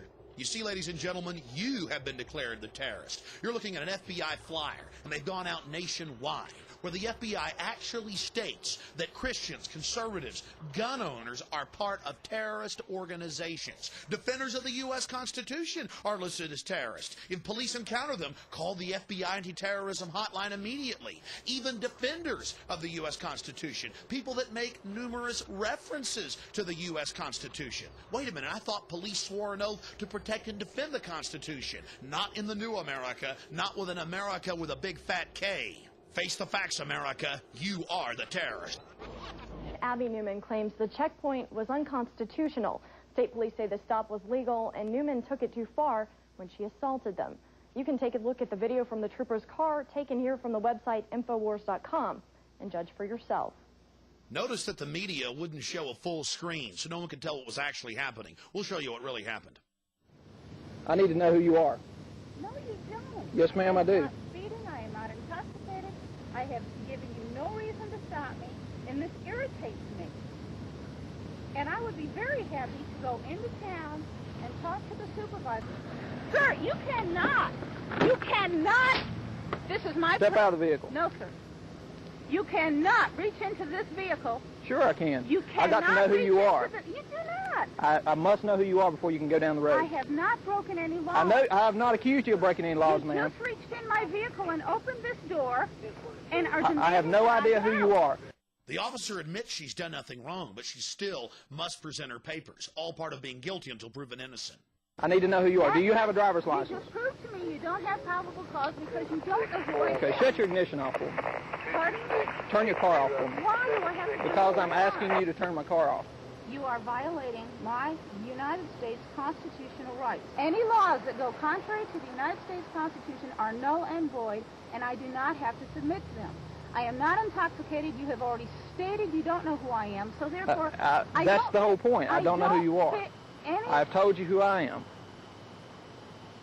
Okay, this is an approved checking detail site. Are you going to tell me who you are? No, sir.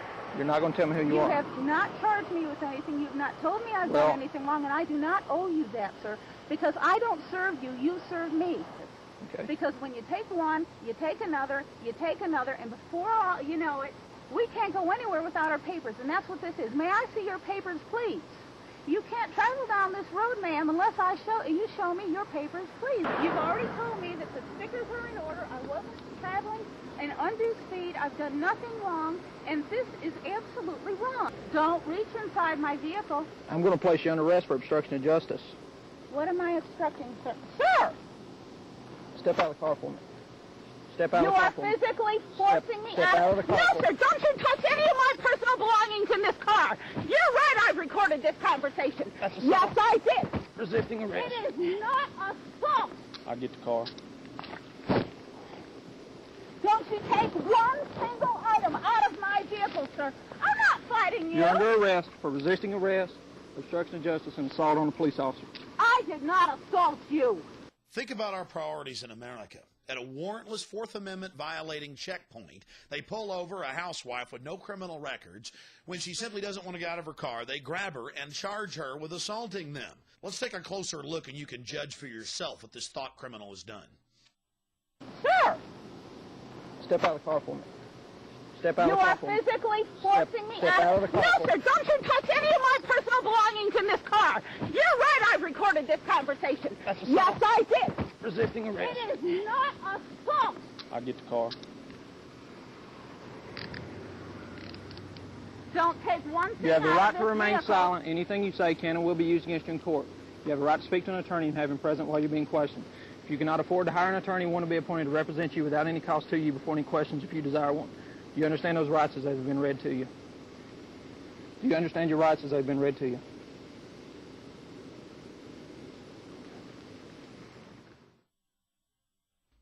They're not concerned with our borders being wide open, the tens of millions of containers coming in each year that aren't even searched. No, they're worried about a woman on the side of the road and what she's reading, what she's thinking, what she's doing. This is the first-generation thought police right here in the United States. This type of activity is totally un-American. These officers should be ashamed of themselves. I want to see it there now. Strategies of submarine warfare. Hidden agenda. Call to serve. Man, she's into this weird crap.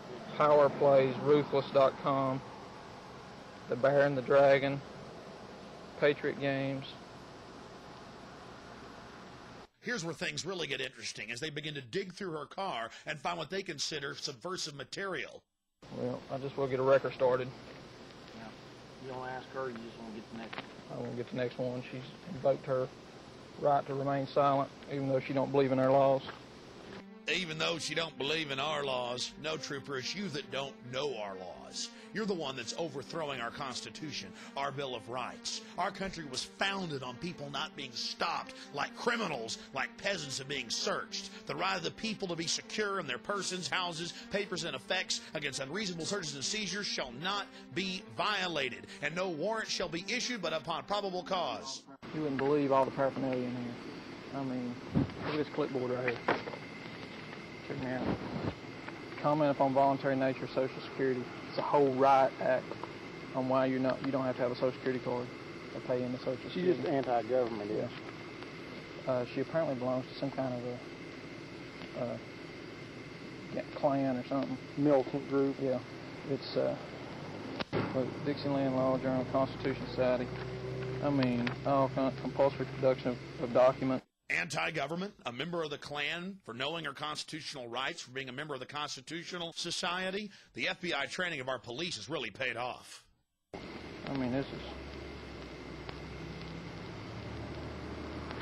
She's definitely studied on it, hasn't she? I'm telling you what is the truth. I wonder if I can keep that for any reason. Well, is it evidence of a crime? You know, if it relates back to obstruction of justice, I would say yes. I mean, I think obstruction of justice is... That would be the appropriate charge. Good. Yeah. And that relates to it. That's why she did it. I mean, it may actually... She may be the one that would want to bring that to court. I don't know. I don't know either. I mean, it'd probably be fine reading, but I'm not sure if I can seize it or not. Yeah. I don't know that this is illegal. Exactly. I think she can read that all. Yeah. I think she can read it all she wants to. Now this, if they've actually outlawed that is, and I think they have. Abby Newman was vindicated by a jury of her peers and found not guilty of assault on a royal police officer and of resisting arrest. But they still tried to get her for simply invoking her constitutional rights. You heard them digging through her goods. Oh, look at Pocket Constitution. What are we going to do? And then look at this poor guy. This is one of my listeners. They pulled him over. The SWAT team attacked him. He was unarmed. They released a police dog on him and then held up 2 jumper cables on the news and said, look, pipe bombs. Of course, a month later, they admitted that all the charges were false, but that didn't stop them from having a little fun, a little manhunt. There's nothing like it here in the new Rome. America, it's time to wake up to what's happening. We're being treated like animals. Farrell Montgomery, one of my radio listeners, just pulled over, attacked for no reason, shot with 2 taser guns, and a dog attacked him. And then here's the Register Herald. Big newspaper in West Virginia. Christians a hate group. They found out the FBI and law enforcement schools across the state, and it's going on around the country, are teaching them that Christians, period, are hate criminals, are part of a terrorist group if they believe in a second coming of Christ. And all this comes right out of the Project Megiddo report, where they list homeschoolers, gun owners, anybody that cares about freedom, anyone that believes in Jesus Christ, anyone that believes in a second coming. Again, where did the First Amendment go? Anyone that discusses a New World Order conspiracy theory. Well, you've heard world leaders say a New World Order throughout this documentary. Anyone that talks about a New World Order takeover. The evidence is clear. If you resist the New World Order takeover, you're being demonized as a hate criminal. Look, it lists homeschoolers as terrorists. Remember, if you say New World Order, you're a terrorist. It is a big idea, a new world order. Out of these troubled times, our 5th objective, a new world order, can emerge. Now we can see a new world coming into view.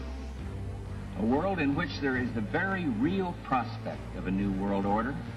President George Bush has talked time and time again about a new world order. And this is the best chance to begin to establish the new world order. One of my listeners in Missouri, a patriotic firefighter, sent us this footage of a FEMA commando demonizing the founding fathers and Christians to a group of police and firefighters. What are Christians and patriots? The new Jews? You're damn right, because think about the Christians, okay? Do you accept Jesus Christ as your Lord and Savior? No. What did they do? They took your head off. They beheaded you if you didn't accept Jesus Christ as your Lord and Savior. See, this is reality. Yeah, they're terrorists, but the bottom line is to them, they are not. Now, why is that important to understand? Because they are as committed to their cause and to their way of life as you are yours. And they see you as being wrong. That's very different. When people are passionate about what they believe in, they become a very difficult enemy to be. Who was the first terrorist organization in the United States? Who? Founding Fathers. Founding Fathers. You mean Thomas Jefferson? Oh, yeah. You mean George Washington? Oh, yeah. Paul Revere? Yeah. These guys right here, let me ask you something. Did they try to scare people? Oh, yeah. They tried to intimidate the British. Did they use acts of violence? Your founding fathers, my founding fathers, were involved in acts of terrorism against British officials because they systematically had British officials assassinated. The guys who we call our founding fathers, George Washington, Mr. Honest, who cut down the cherry tree and admitted it, is the same guy who signed death orders, if you will, on members of the British government, the British Crown, who they wanted to eliminate because politically they had influence in certain pockets of the United States, at that time the 13 colonies, and they wanted to divide and conquer. They may get a whole lot of civilians, and hey, I'm going to be honest with you, okay? If they killed 10,000 civilians tomorrow with a biological agent, that's too bad for them. Yeah, so what if they killed 10,000 civilians? You know how these patriots are. They're always killing civilians. So what? We've just got to take care of ourselves. Talk about demonization. If anybody's going to kill 10,000 civilians, it's the feds. All the evidence shows it's the feds killing people, 3,000 plus at the World Trade Center and Pentagon. Here's Bush signing the USA Patriot Act that literally eviscerated the Constitution and Bill of Rights. Section 213 delays warrants. It means they can sneak in your house for any reason, take whatever they want, and never even tell you they were there. But you're like, oh, that's okay. There's a sunset clause. Well, if you look at that subsection, all of the key areas that violate your constitutional rights, there are no sunset provisions. Out of 1,016 sections, 802 has to be the most frightening. You see, the definition of domestic terrorism is anyone that is involved in acts dangerous to human life that are a violation of the criminal laws of the United States or of any state. Under their definition, jaywalking is now a terrorist action. This is an absolute outrage. The people that pass this legislation, in truth, are the real terrorists, the real criminals engaging in sedition against our constitutional republic. Congressman Ron Paul said that none of the Congress was allowed to even read the bill and threatened by the White House that they wouldn't be patriots if they didn't sign it. He said the founding fathers revolted over much lighter forms of tyranny. Unfortunately, we may not always be able to tell you why that agent or agents are knocking on your door. Is there a chance that some of your civil liberties may slip while we guarantee the security of this country? Maybe. Maybe. Slimeball FBI agents like Steven Steinhauser are all over the country in huge meeting halls telling people they've got to give up their liberty for security. Now we're seeing urban warfare teams pop up in major cities and small towns alike. They like you to believe that this is some new phenomenon that they have to do since September 11th. We're about to go into the evidence of what's been going on in the last decade here in the United States, how they were training the cadres, the groups of officers, to go out and train the mass of troops for a total militarized takeover of the United States of America in the name of protecting the population from enemy terrorists. In truth, the military has been training to attack the American population. Back in 1999, Texas got hit by 6 black helicopter raids, police stations on fire, military checkpoints, mayors throwing them out of their cities, police chiefs going public. We had Czechoslovakian troops running around firing automatic weapons. And this was not a drill. This was to condition the public, to acclimate them to accept the military with foreign troops working with our local police. You're witnessing actual footage of Delta Force troops, U.S. Special Forces with Czechoslovakian troops running around in downtown Kingsville, setting fire to local structures. I thought black helicopters didn't exist. From Fort Bragg? Yeah. Delta Force? Yeah.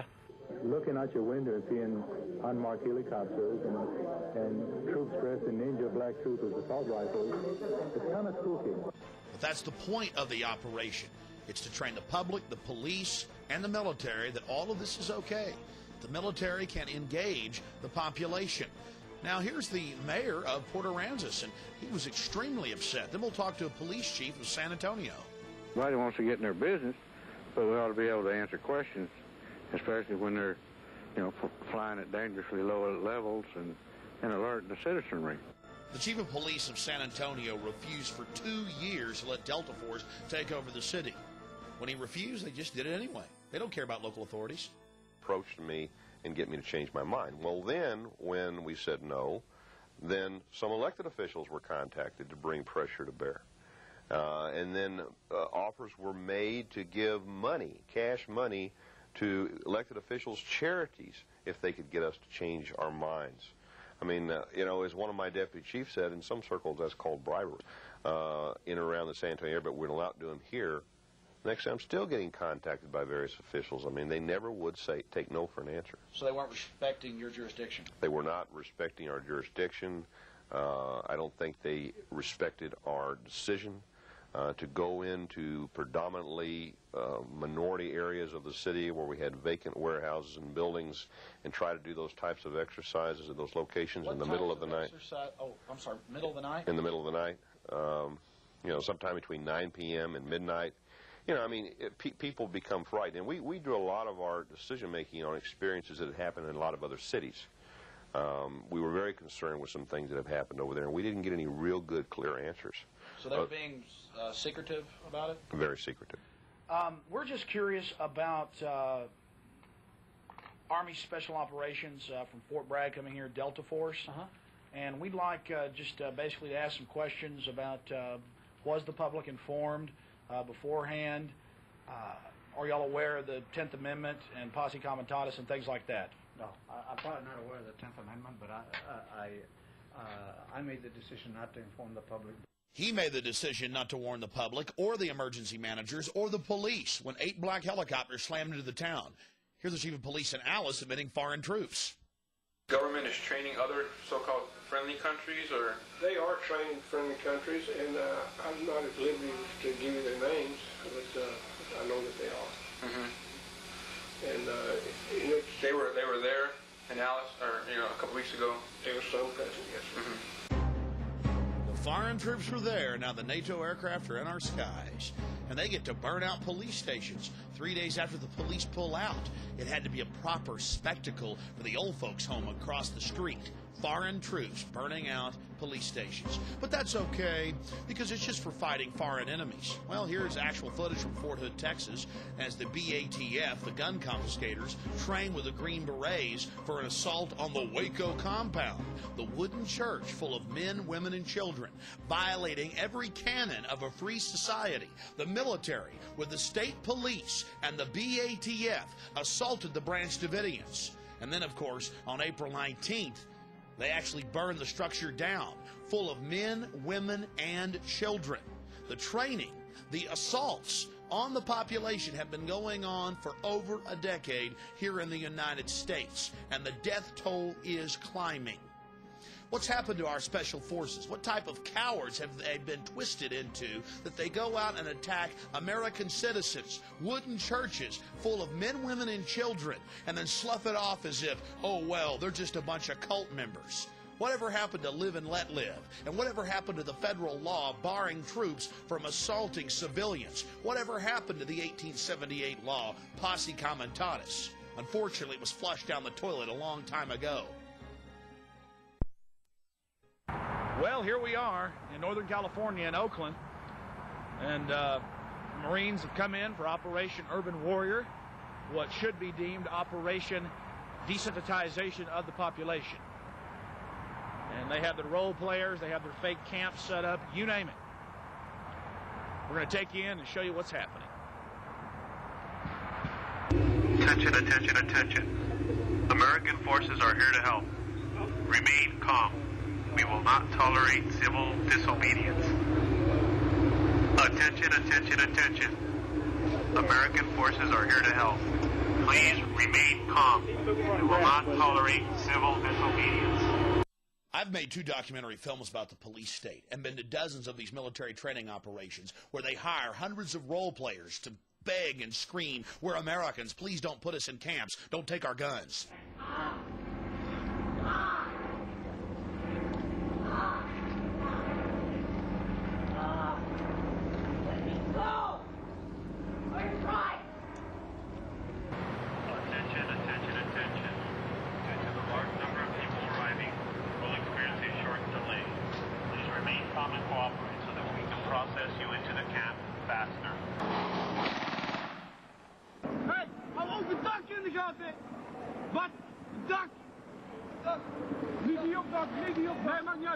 As a hostile act.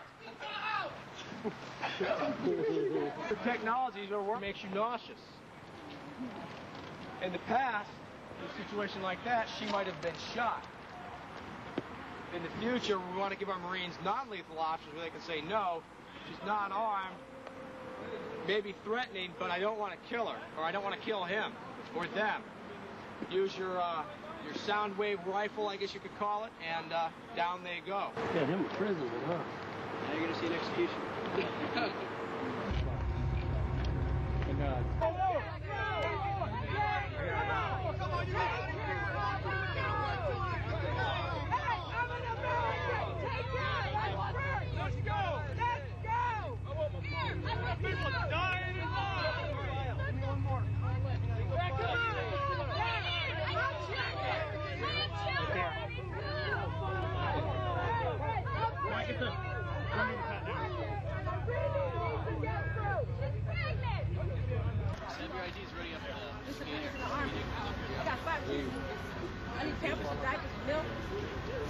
Okay, these guys have plastic handcuffs available. Well, I think terrorism is being practiced on the residents of the city of Oakland because many of the retired teachers, retired military people have informed me that they understand what's going on, and it's not anything that relates to humanitarian training whatsoever. This is a psychological, as we in the research community say, this is a psyops. They're preparing people for what is coming, not what is being presented today. So you're saying they're preparing people to accept it with incrementalism? That is correct. Like the old frog example. You know, you put the frog in the water and you just gradually continue to raise the heat on the water until the frog is cooked. And that's the way it works. Of course, that was California in '99. By 2000, they were actually arresting people in Swansboro, North Carolina. And they called it training. Patrolling, taking over the city council, taking over the public buildings, running checkpoints, searching people's cars, taking them to jail, confiscating firearms, and it was in the newspaper. Oh, wow, the Marines are out on the road just helping us because the government said it wasn't a question of if but when the next terrorist attack was coming in. We were going to have to give up our liberties for security. Remember what the FBI agent said? Are you going to have to give up your rights? Maybe, maybe. Preparing the cadres, searching people's cars, taking people to jail. Is this Russia? Is this Mexico? No, it's the new America. Search the vehicle right now.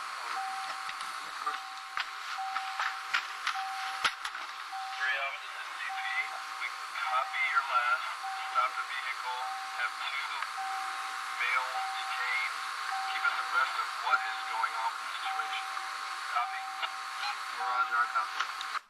Well, I'm glad the Marines are learning how to do their police work, and, well, here's two of the troublemakers now that they've apprehended. We showed you California in '99, and, of course, what was happening in North Carolina in 2000 in Swansboro. This is Hebron, Maryland, back in 1998, where they had the children running around in these little white T-shirts, and they were publicly training them to go around and find out where the gun owners were.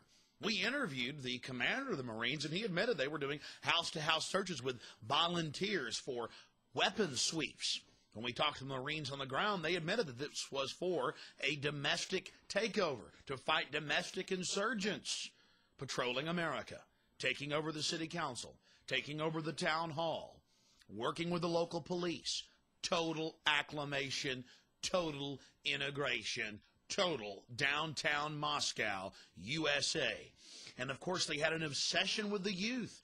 Large gangs of young children roving around day and night with the police and the Marines looking for the insurgents. And, of course, there were hundreds of them marching around in plain clothes. America needs a secret police, don't we? Understand, this goes against the very grain of what it is to live in the United States. And I'm not against our police or our military. Think tanks, psychological warfare, psyops experts have created a program of incrementalism in the last decade that has brought us to this point in America. And now since September 11th, they have their pretext, their excuse to roll the troops out en masse. They've announced it in the Washington Post. United States Army, 365+ thousand of them to patrol our highways. Imagine Marines in your backyard, in your front yard, walking down your streets in the middle of the night. Well, you're a patriot, aren't you? Well, I certainly am, but this is a deadly, dangerous precedent that's being set. They're brainwashing our military. Now, if they had nothing to hide, I'm a little confused by their actions. The police began to get more and more aggressive as the night wore on, simply because this average Joe Q citizen was trying to catch some videotape of the bizarre activities. Oh, nothing. I just said I didn't have it on then anyway. I was talking to you. I didn't have it on.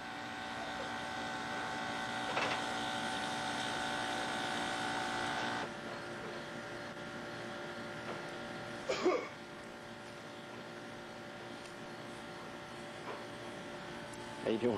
Good evening. What's that? It's a good evening. How you doing, that, sir? Very good. Yourself? How you doing? Not bad. Were you the same guy that was here earlier? Here's an article from February 2002 as we make this documentary. Marines are occupying multiple cities in the continental United States. And yes, they're engaging in strategic deception against the population. Jenny Holbert, the Marine Corps Warfighting Laboratory spokesperson, told the public that, oh, this is the first time we've done something like this. It's very unusual. We've never been in an American city. We've never done urban warfare training in an American city before. Oh, no, just a couple hundred times. With the local police, again, searching houses, searching cars, doing a mock takeover. The Army War College called for foreign troops to occupy the United States back in 1999, and now George Bush has actually done it. That's an article from the CBC. They want hundreds of thousands of foreign UN troops on our streets. You're not for the terrorists, are you? And they want 350,000+ U.S. troops to, quote, patrol the U.S., to patrol our highways, our neighborhoods, our communities. In total violation of Posse Comitatus. They admit that they're actually scrapping the law prohibiting troops. Not that it even matters, they're already militarizing our police. Our team was in Swansboro, North Carolina back in 2000. In February of 2002, 2 Special Forces trainees were killed by a sheriff's deputy. You ask why? They were trying to disarm him. They were trying to take over local law enforcement. This is the new type of training that our military are being given to overthrow the civilian government, the elected government, right here in the United States. And shockingly enough, there were actually 2 cases of this in the same week in North Carolina where they were being trained to overthrow the civilian government. Over to your right also! This looks like a gaggle, Mr. Wright. Get these lines straight out. Straighten it out! Just to your right! Is your group ready? Sir, yes, sir! Sir, group prepared and ready to go, sir!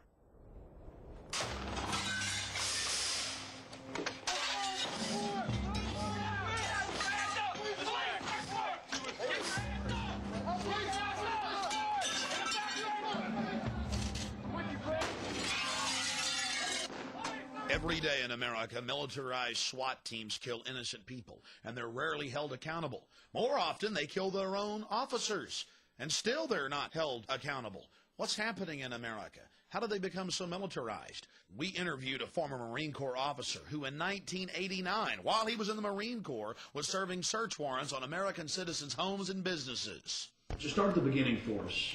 A little bit about your past, how you first got involved in the military, and some of the things you did, and then later in life, some of the questions that you started raising to yourself after you'd been a police officer. Okay. I started out, I joined the Marines, tested real high in the ASVAB, which is the Armed Forces Vocational Aptitude Battery.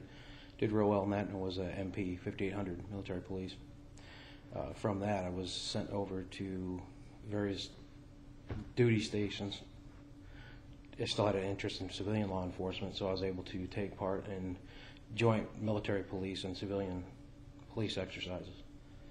We've seen the urban warfare training all across the country, the black helicopters, the special forces in cities, and it seems like it's been ratcheted up in the last 5 years from just basic training to actual live fire in city streets. What type of relationship did you have with law enforcement when you were in the Marine Corps? Very cohesive. A lot of interaction. 1988 and 1989, like I told prior, I helped assist in 3 search warrants. A lot of entry team operations, giving civilian law enforcement advice and critiquing how they're doing that, to raid such as crack houses or supposed terrorist organizations as far as multiple entry points of a home, whether it be through the roof, the windows, and front door, or a combination of all at the same time. So you were actively, as a member of the United States Marine Corps active duty, out with civilian law enforcement serving search warrants to homes? That's correct. All right. There weren't missions, they were called exercises, but it was actual with real, what we call combatants, real live. It was the real deal, helping execute search warrants. Late 80s, I've actually been on point with an MP5, and I was not in a police uniform. I had a police flak vest on and a police jacket and black BDUs. And these were obviously drug dealers? One, maybe. What were the other raids concerning? Pawn shop owners. One was a pawn shop owner, and the other was for joint working with ATF. As a member of the Marine Corps, David, you're telling us you raided a civilian business with the BATF going after guns? It was the business owner's home. Oh, the business owner's home. The homes were civilian homes and some upper middle class to white collar homes. One was a warehouse facility. Later on in life, you got out of the Marine Corps, you got into law enforcement. Is that when you started asking questions once you learned more about the civilian role? Towards my end in law enforcement, when I started getting discouraged with it, yes. That's when I started quitting. But when you're younger and you're trying to achieve and you got all the fancy jewelry on and all the badge and the car with all the nice decals and lights, and you're disillusioned by a lot of different things once reality hits. And just the way law enforcement's changed a lot. It's changing a lot. How has it changed? How people perceive law enforcement is more of an occupying army than somebody that's there to be part of that community and help that community. Like I said before in the prior interview, that before people knew the law enforcement officer that patrolled their neighborhood or could go down to the city police department and ask for help, where now it's more of a you're making trouble for yourself by going to report a crime, or just the perception that people have of law enforcement. Now, don't get me wrong, there's some great cops out there, some of the best, and they're still there doing the job, and there's new one comes up there doing the job, but for the most part, it's treated like a occupying army. You're seeing a lot more of the training of putting distance between yourself and the people you're trying to protect. The new rules of engagement, an us against them mentality. Peace officers are defenders of the people. You bring them a hot cup of coffee, a slice of pie. They help you get the cat out of the tree. That was the old days, before they became the military and then merged with the military. That's before they started patrolling our streets and running our country. That's before the Second Amendment was under attack and, frankly, almost gone. That was before the government started shipping in the heroin and the cocaine to create the societal crises. That was before black helicopter raids in late 2001 on St. Louis. Don't believe us? Call somebody who lives in St. Louis. Of course, then there's the Department of the Army document they gave us back in '99 on the side of the highway at a military checkpoint, where they say, give us a call, local police departments. We'll serve search warrants on your citizens' homes. We'll shoot them. Our response area is in 77 counties. We're responsible for 77 counties here in Texas. Oh, really? So if a local PD needs support, they'll call us. You're saying there's some people here that we're not allowed to film. Right. There's some people here that we would ask that, well, hang on for a second. Why would you want that on camera? Well, because we want to expose the secret police. We want to expose how you're working with the military, how you're running checkpoints on I-35 in central Texas. And it's going on in Iowa, it's going on in Tennessee, the gun confiscations, the SWAT team raids, the fake attacks like this one. On Saturday, May 12th, at approximately 8:50, an explosive device went off in the Bell County Annex in the 500 block of East 2nd Street in Belton. The Belton Police Department responded to that, as well as the Belton Fire Department and the Belton EMS. The Belton Police Department is currently investigating the cause of the explosion. The explosion took place on the east end of the building, causing several casualties and injuries. The police department has secured the scene and requested assistance from the Fort Hood Delta team in a psychological warfare program against the people of Central Texas. The whole attack was fake, but they told the public it was real. Again, all part of merging the military and the police. That's my truck right there. That's good. Go back over there, get clearance to go back through. Were you at this scene in Temple? No, Mike was. I was. Mike was. Yeah. So he put me on the internet. No, I didn't. Who put me on the internet? Well, we put it on. You have a problem with that? Yes, I do. Well, it's not me because I don't have anything. We to put do it with on TV, and then yeah, it's been on TV. Okay, because there were pictures on the internet, and somebody put them on there without my permission. But you got to contact whoever did it. Okay. Yeah, but that's news. You're public. You're public. Yeah, it's news gathering. Yeah, once you're in public. Once you're in public, I can turn the camera on right now and say, hey, I'm going to put you on TV. The scary part was, just for asking questions, the police and military were angry at us. We were bad. We weren't going along with creating hysteria. 20 EMS workers have been, or rather DPS workers have gone on ambulances to area hospitals. Some of them have been treated and released now. The rest are in stable condition.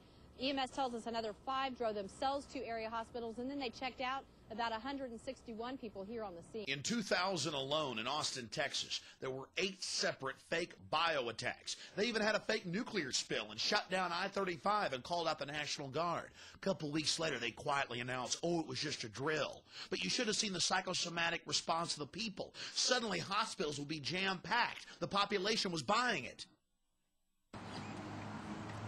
Stage managed to bid. It's absolutely fake. Stage managed to bid. It's absolutely fake. Stage managed to bid. It's absolutely fake.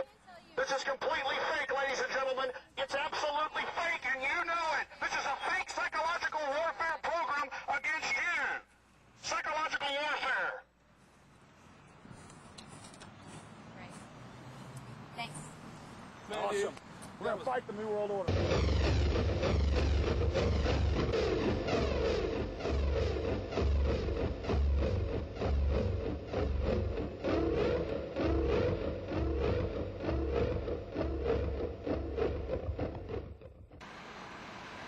Hello, Waffen SS. Get it on. I got it. Get the searchlights. Yeah, roll, my friend. Jawohl! We all thought this couldn't happen here. It was only Russia or Nazi Germany. But incrementally, they trained us to accept it. Now we have to learn to say no and get in their face. We have dignity. We're human beings. Government's taken over in a parasitic fashion. Did you ever think you'd see the government talking about torture and lauding the virtues of it? Well, now it's actually happening in hundreds of publications. And if you're not for torture, you're with Al-Qaeda. Why, even phony liberals like Alan Dershowitz have been publicly peddling it, telling us it's time for us to reassess our laws and accept torture. But for the terrorist, of course. But the evidence shows that we are now the terrorists. They talk about using cattle prods and rubber hoses on people. And who's going to do the torturing? FEMA, the Ministry of Love. And that's the Federal Emergency Management Administration. All those years we warned people about FEMA. You could read the federal documents. Roundup plans, concentration camps. People laughed at us. Then came Seattle. They put 500 of the peaceful demonstrators in a FEMA camp, the Sand Point FEMA camp. We woke up one morning in Austin, Texas, and found a concentration camp in our own backyard. How did they fix it up? Travis County came out here and with some inmates, and they cleaned it all up, swept it, pulled weeds, and then they got inside and reinforced the doors and stuff with bars and stuff. Did you hear about the chains in the floor with the bolts? No, I sure haven't. They announced it on the news. They threw it in our face. The U.S. Army, FEMA, out of an old 747 hangar, bolts and chains in the floor, troops marching around, armored vehicles, porta potties, stacks of cots. Long before the September 11th attack, they were going to take good care of us. But of course, after the attack, even the Washington Times reported George Bush enacted 500 dormant legal clauses, provisions allowing censorship and martial law, force roundups. Then they have the model state's health law, where they're allowed to put us in sports stadiums or aircraft hangars and, quote, shoot old women if ordered to do so. The Model State Emergency Health Powers Act. Most of the 50 states are now passing it as we make this film. And it is a Adolf Hitler wish list. They talk about how to deal with the millions of dead bodies, how they're going to round us up, how to herd us into compact cities, how to use slave labor at the different federal camps, and how they've already been doing it since 1989 at 12 different Army bases. They just got done classifying that, by the way. You can go to the Army's website and read about it. You see, a lot of things have been going on in the country you didn't hear about. They were busy building FEMA camps and getting you ready to go into them. Then they've got bills like H.R. 2977, where they talk about different mind control systems they have, different ultra-low frequency mind control devices that can make you become sick or even kill you or make you do what's required of you.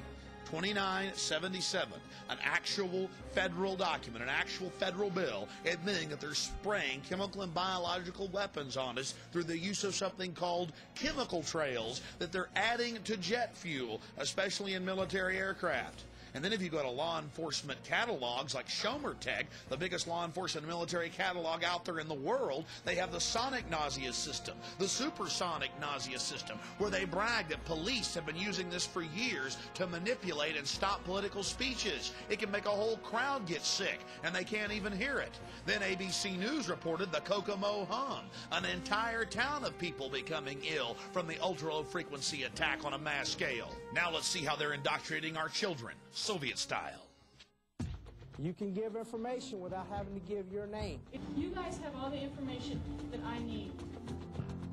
You guys can get paid for good tips, anywhere from up to $200.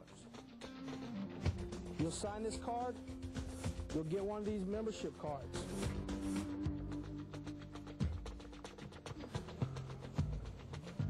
Now I have the responsibility of taking care of my school and making sure no kind of crimes are going on during or drug dealers are selling drugs and nobody gets hurt. By giving them this program. You get millions of children into the police state system. You condition them to be members of the secret police. You destroy the very fabric of America, and you pay them $200 every time they turn someone in, including members of their family. It's incredibly painful to see how far America's slipped. They've got dozens of different names for these programs, but they're all the same. Wave, Save, Dare. It has nothing to do with drugs. Government ships the drugs in. That's public knowledge. It's about creating a whole generation of government snitches, of secret police, of East German Stasi. They give the children discount credit cards, toys, CD players, sometimes thousands of dollars to turn their parents in for, quote, owning firearms. I've seen the handbooks when firearms aren't even illegal. On third row, stand up, face me, walk to the doors backwards real slow. More importantly, it's about training your children to be prisoners. They have ID cards to buy their lunches, thumb scan in many cases to get their lunches. We'll cover that later. Men in black uniform point MP5 submachine guns, many times loaded, at their heads and load themselves in a drill onto a bus. But I know what you're thinking. Hey, we all saw what happened at Columbine. We've got to protect our children. We've got to put fences up. We've got to turn them into a prison. We've got to have them searched without warrants. Ladies and gentlemen, it's now come out in court documents, and SWAT team members were caught on tape admitting that they actually shot the children at Columbine. It's been confirmed that at least 6 of the 13 were killed by the SWAT teams. Drop the weapon! Drop the gun! Weapon! Sadistic predators across the nation get to enjoy abusing, traumatizing children as young as 6 years of age. Men in black uniforms yell and scream and cuss profanities at them that we've had to edit out here as they beg and cry and plead. They're then loaded on the buses and, yes, taken to a local jail. Drug around like filth, like garbage, like criminals. A whole generation learning how to be slaves, learning how to bow down and beg and put their hands behind their head when the ring race, the Dark Lords appear. 54 children died in the year 2000 in high school football accidents. 52 died in school shootings, and many of them died at the hands of SWAT teams. Take Fort Worth, Texas, where Cop of the Year in a SWAT team drill at a school was shot in the head by one of his comrades. Again, these people are shooting their own officers in the head. Again, don't forget in Fort Worth, they shot their own officer in the head at a school. Just a few weeks ago in Detroit, they shot a kid in the face in one of these so-called drills. Situated on over 16,000 acres of farmland, Heartland encompasses Heartland Community Church, a non-denominational organization founded on the model given in Scripture of a New Testament church. Heartland is home to one of the finest Christian academies in the country. Covering grades K through 12, Heartland Christian Academy provides top-quality instruction facilitated by the latest in educational technology. The Heartland Recovery Centers serve both women and girls, and in separate facilities, men and boys. Heartland Christian School has an incredible track record for reforming troubled youth. That's why Child Protective Services swooped in and kidnapped 165 of them without a warrant and never even charged anybody, and were later forced to release all the children. There's hours of horrible video as you see the children just filled with terror.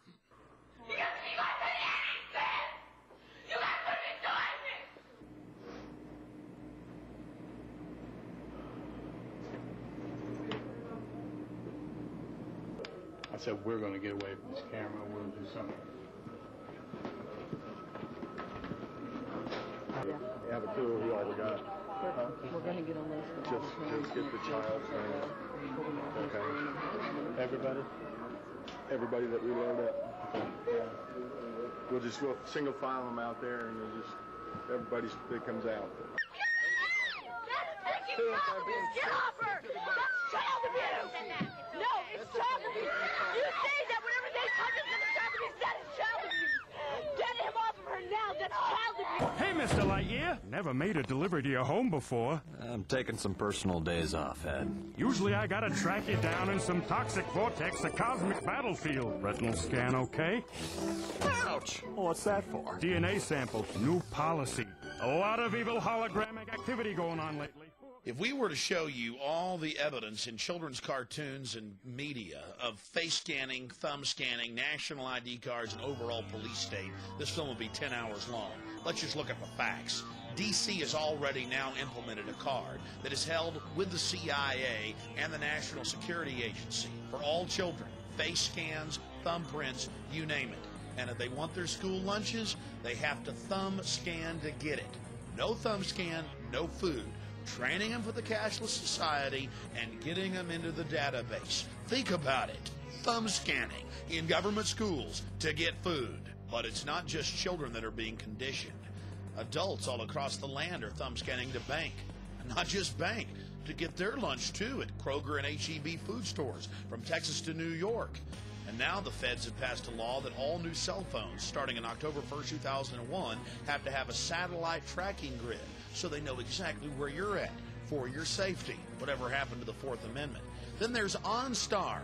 The federal government is in talks with the states to force everyone to have an OnStar type tracking system in their car for tracking as well as taxation purposes. Private companies are racing ahead to implement this Big Brother system. $450 fines from rental car companies for going 1 mile over the speed limit. And that's if you pass the thumb scan to get your rental car. We saw all this coming back in '97, and I got arrested protesting it. The media is talking about thumb scanning to travel. You're working with the foreign banks and the military-industrial complex. This is all their idea. Read the Military War College from 1968. They planned this. Just because you lay around doesn't mean it's not true. Look at all this. Alex Jones is now in an Austin jail, and he'll face a disorderly conduct charge, which mysteriously disappear off the books. They didn't want to create a court case where I could challenge them for violating my God-given rights. Now here's Dan Rather talking about what they have planned for you and your family in the new police state America. Non-violent offenders who don't even have to be behind bars. They could be closely tracked by a global positioning satellite that can spot them down to a few feet. Electronic boundaries like those we impose on pets could be set up for these inmates, and surgically implanted electrodes could even shock them until they return to where they're supposed to be. One thing we could implant would be a subliminal implant. In other words, basically messages being typed into the subconscious constantly. Do the right thing, do what's required of you, be a good citizen, don't disobey the law. Well, this slug would love to make you do what's required of you and cram you in a supermax prison. Our prison population's jumped to 6.5 million in the last 2 years. Now they're talking about robots controlling us and implanting the entire population with microchips. Or you're for Al-Qaeda. Oh, we're crazy. We're making it up. They'd never peddle microchips, would they?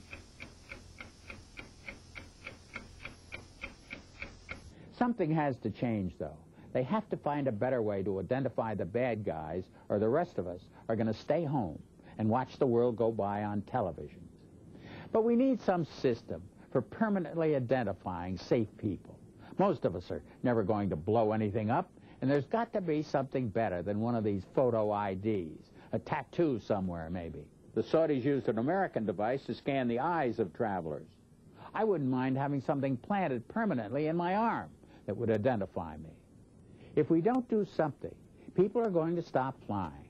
If they stop flying, and I don't go to the Giants games, it means the bastards have won. Yeah, we're not going to let you win, buddy. We saw what you just implied. We're with Al-Qaeda if we don't take the microchip. We have a Florida family who are really pioneers in a brave new world. They have volunteered to be the first ever to have microchip identification devices implanted into their body. After 9/11, I was really concerned with the security of my family. Top CFR Lieutenant Diane Sawyer, for 8 minutes, sat there in a sickening fashion with this poor, pathetic family as they discussed how they were all taking microchips because they believed in America and wanted to stop the terrorist. Ladies and gentlemen, this is something out of a science fiction horror movie. They're taking chips because they stand with the mother government. I'm living in Nazi Germany Twilight Zone. Now politicians are announcing that they want to get chipped. Strategic defense.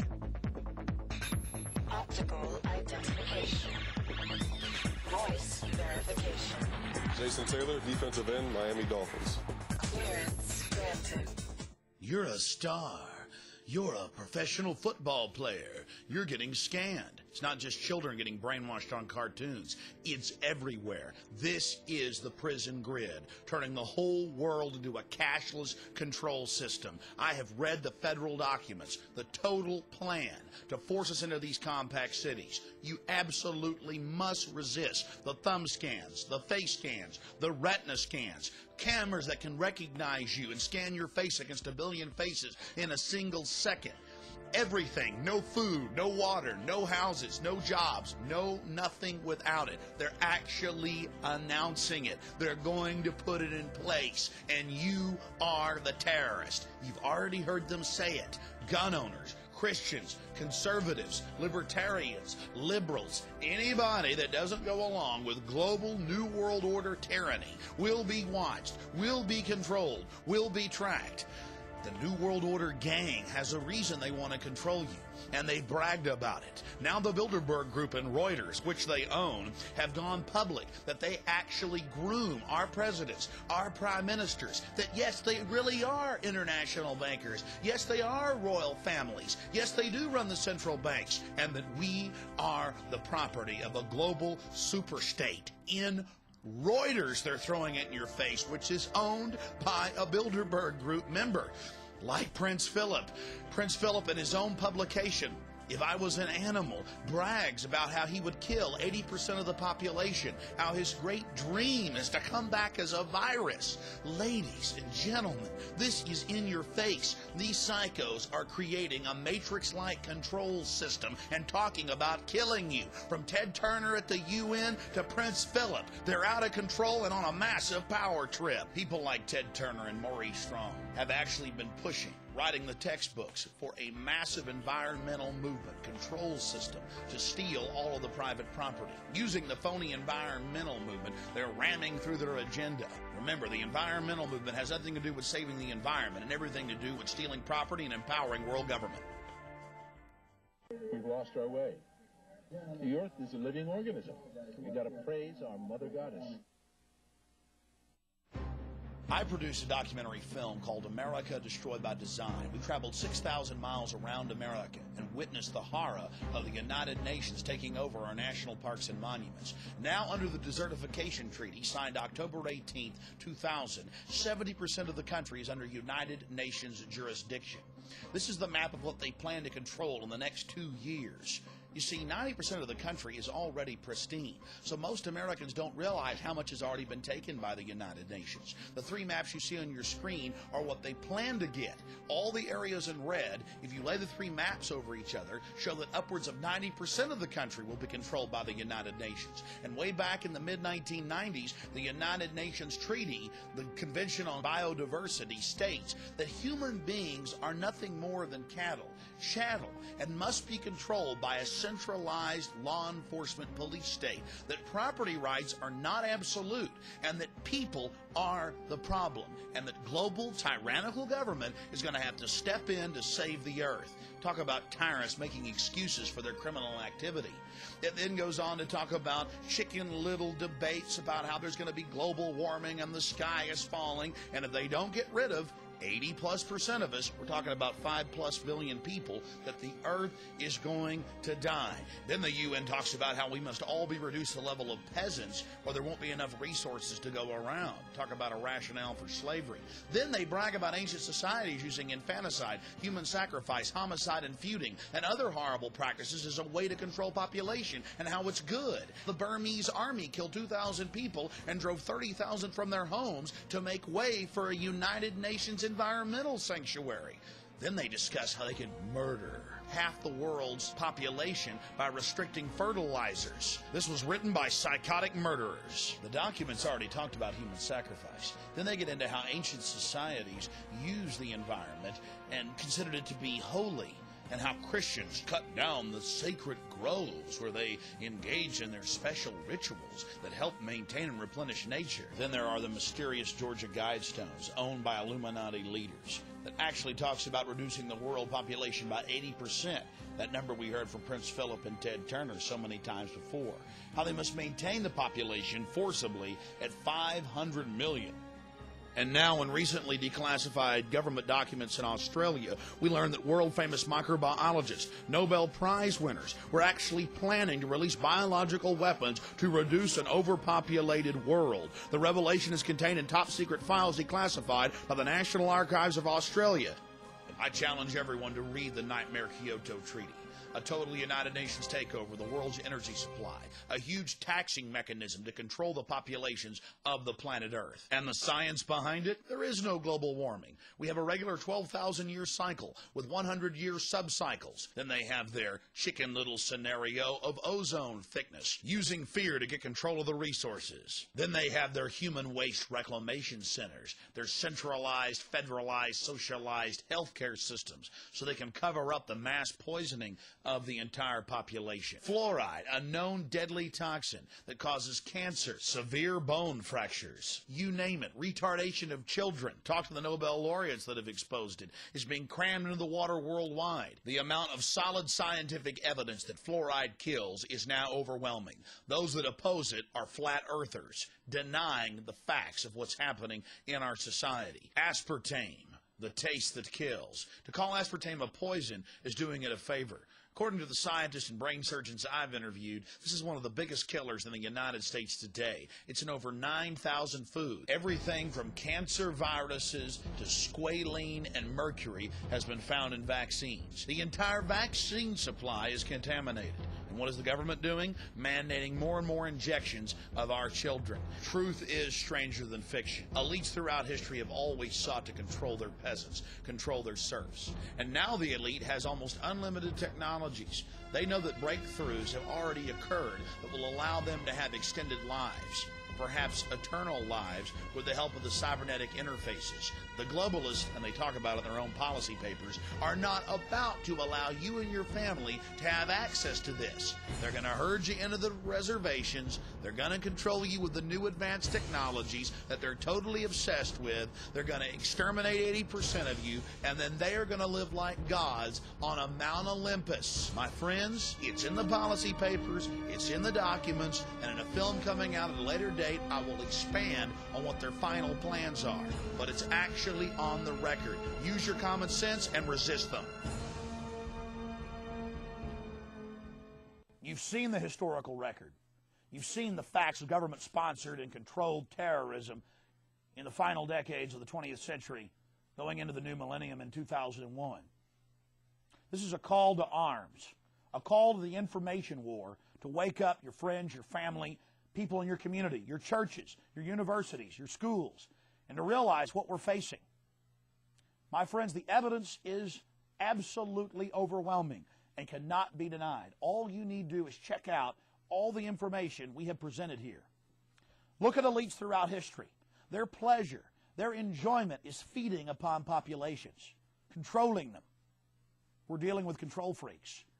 You have to learn about human history. You have to look around you and study the systems of power that surround you and get outside the paradigm, outside the box, and educate yourself on these facts. Then you need to begin to educate others and to resist this system. And whatever you do, never turn in your firearms. We're trying to fix these problems peaceably, but we do have every right to defend ourselves and our families from this tyranny. Because you see, this is a warning to everyone. If we are unable to defeat this New World Order, the terror attacks are going to escalate. They're going to get worse until the United Nations program for an 80% world population reduction is actually realized. So you have to study this. You have to look at the facts. You have to get out the word. You have to make it the issue in your community if you're going to defeat this system. More terror attacks are coming, and it's up to you to get the word out of who's behind them. Because by doing that, we're able to shine the spotlight on these creatures and show how they're using it to get more power and control, and then they lose the power they have over us. No longer are they our loving saviors just taking our rights away for our best interest. They're the bloodthirsty, evil tyrants that they are in the minds of the men and women out there. And then their illusion is shattered. But if you don't shatter that illusion of control, it's over for America. It's over for the world. And it means absolute, total dehumanization. We need Paul Revere's all across this country, black, white, old, young, to fight for this republic and against these slave masters. God bless you all.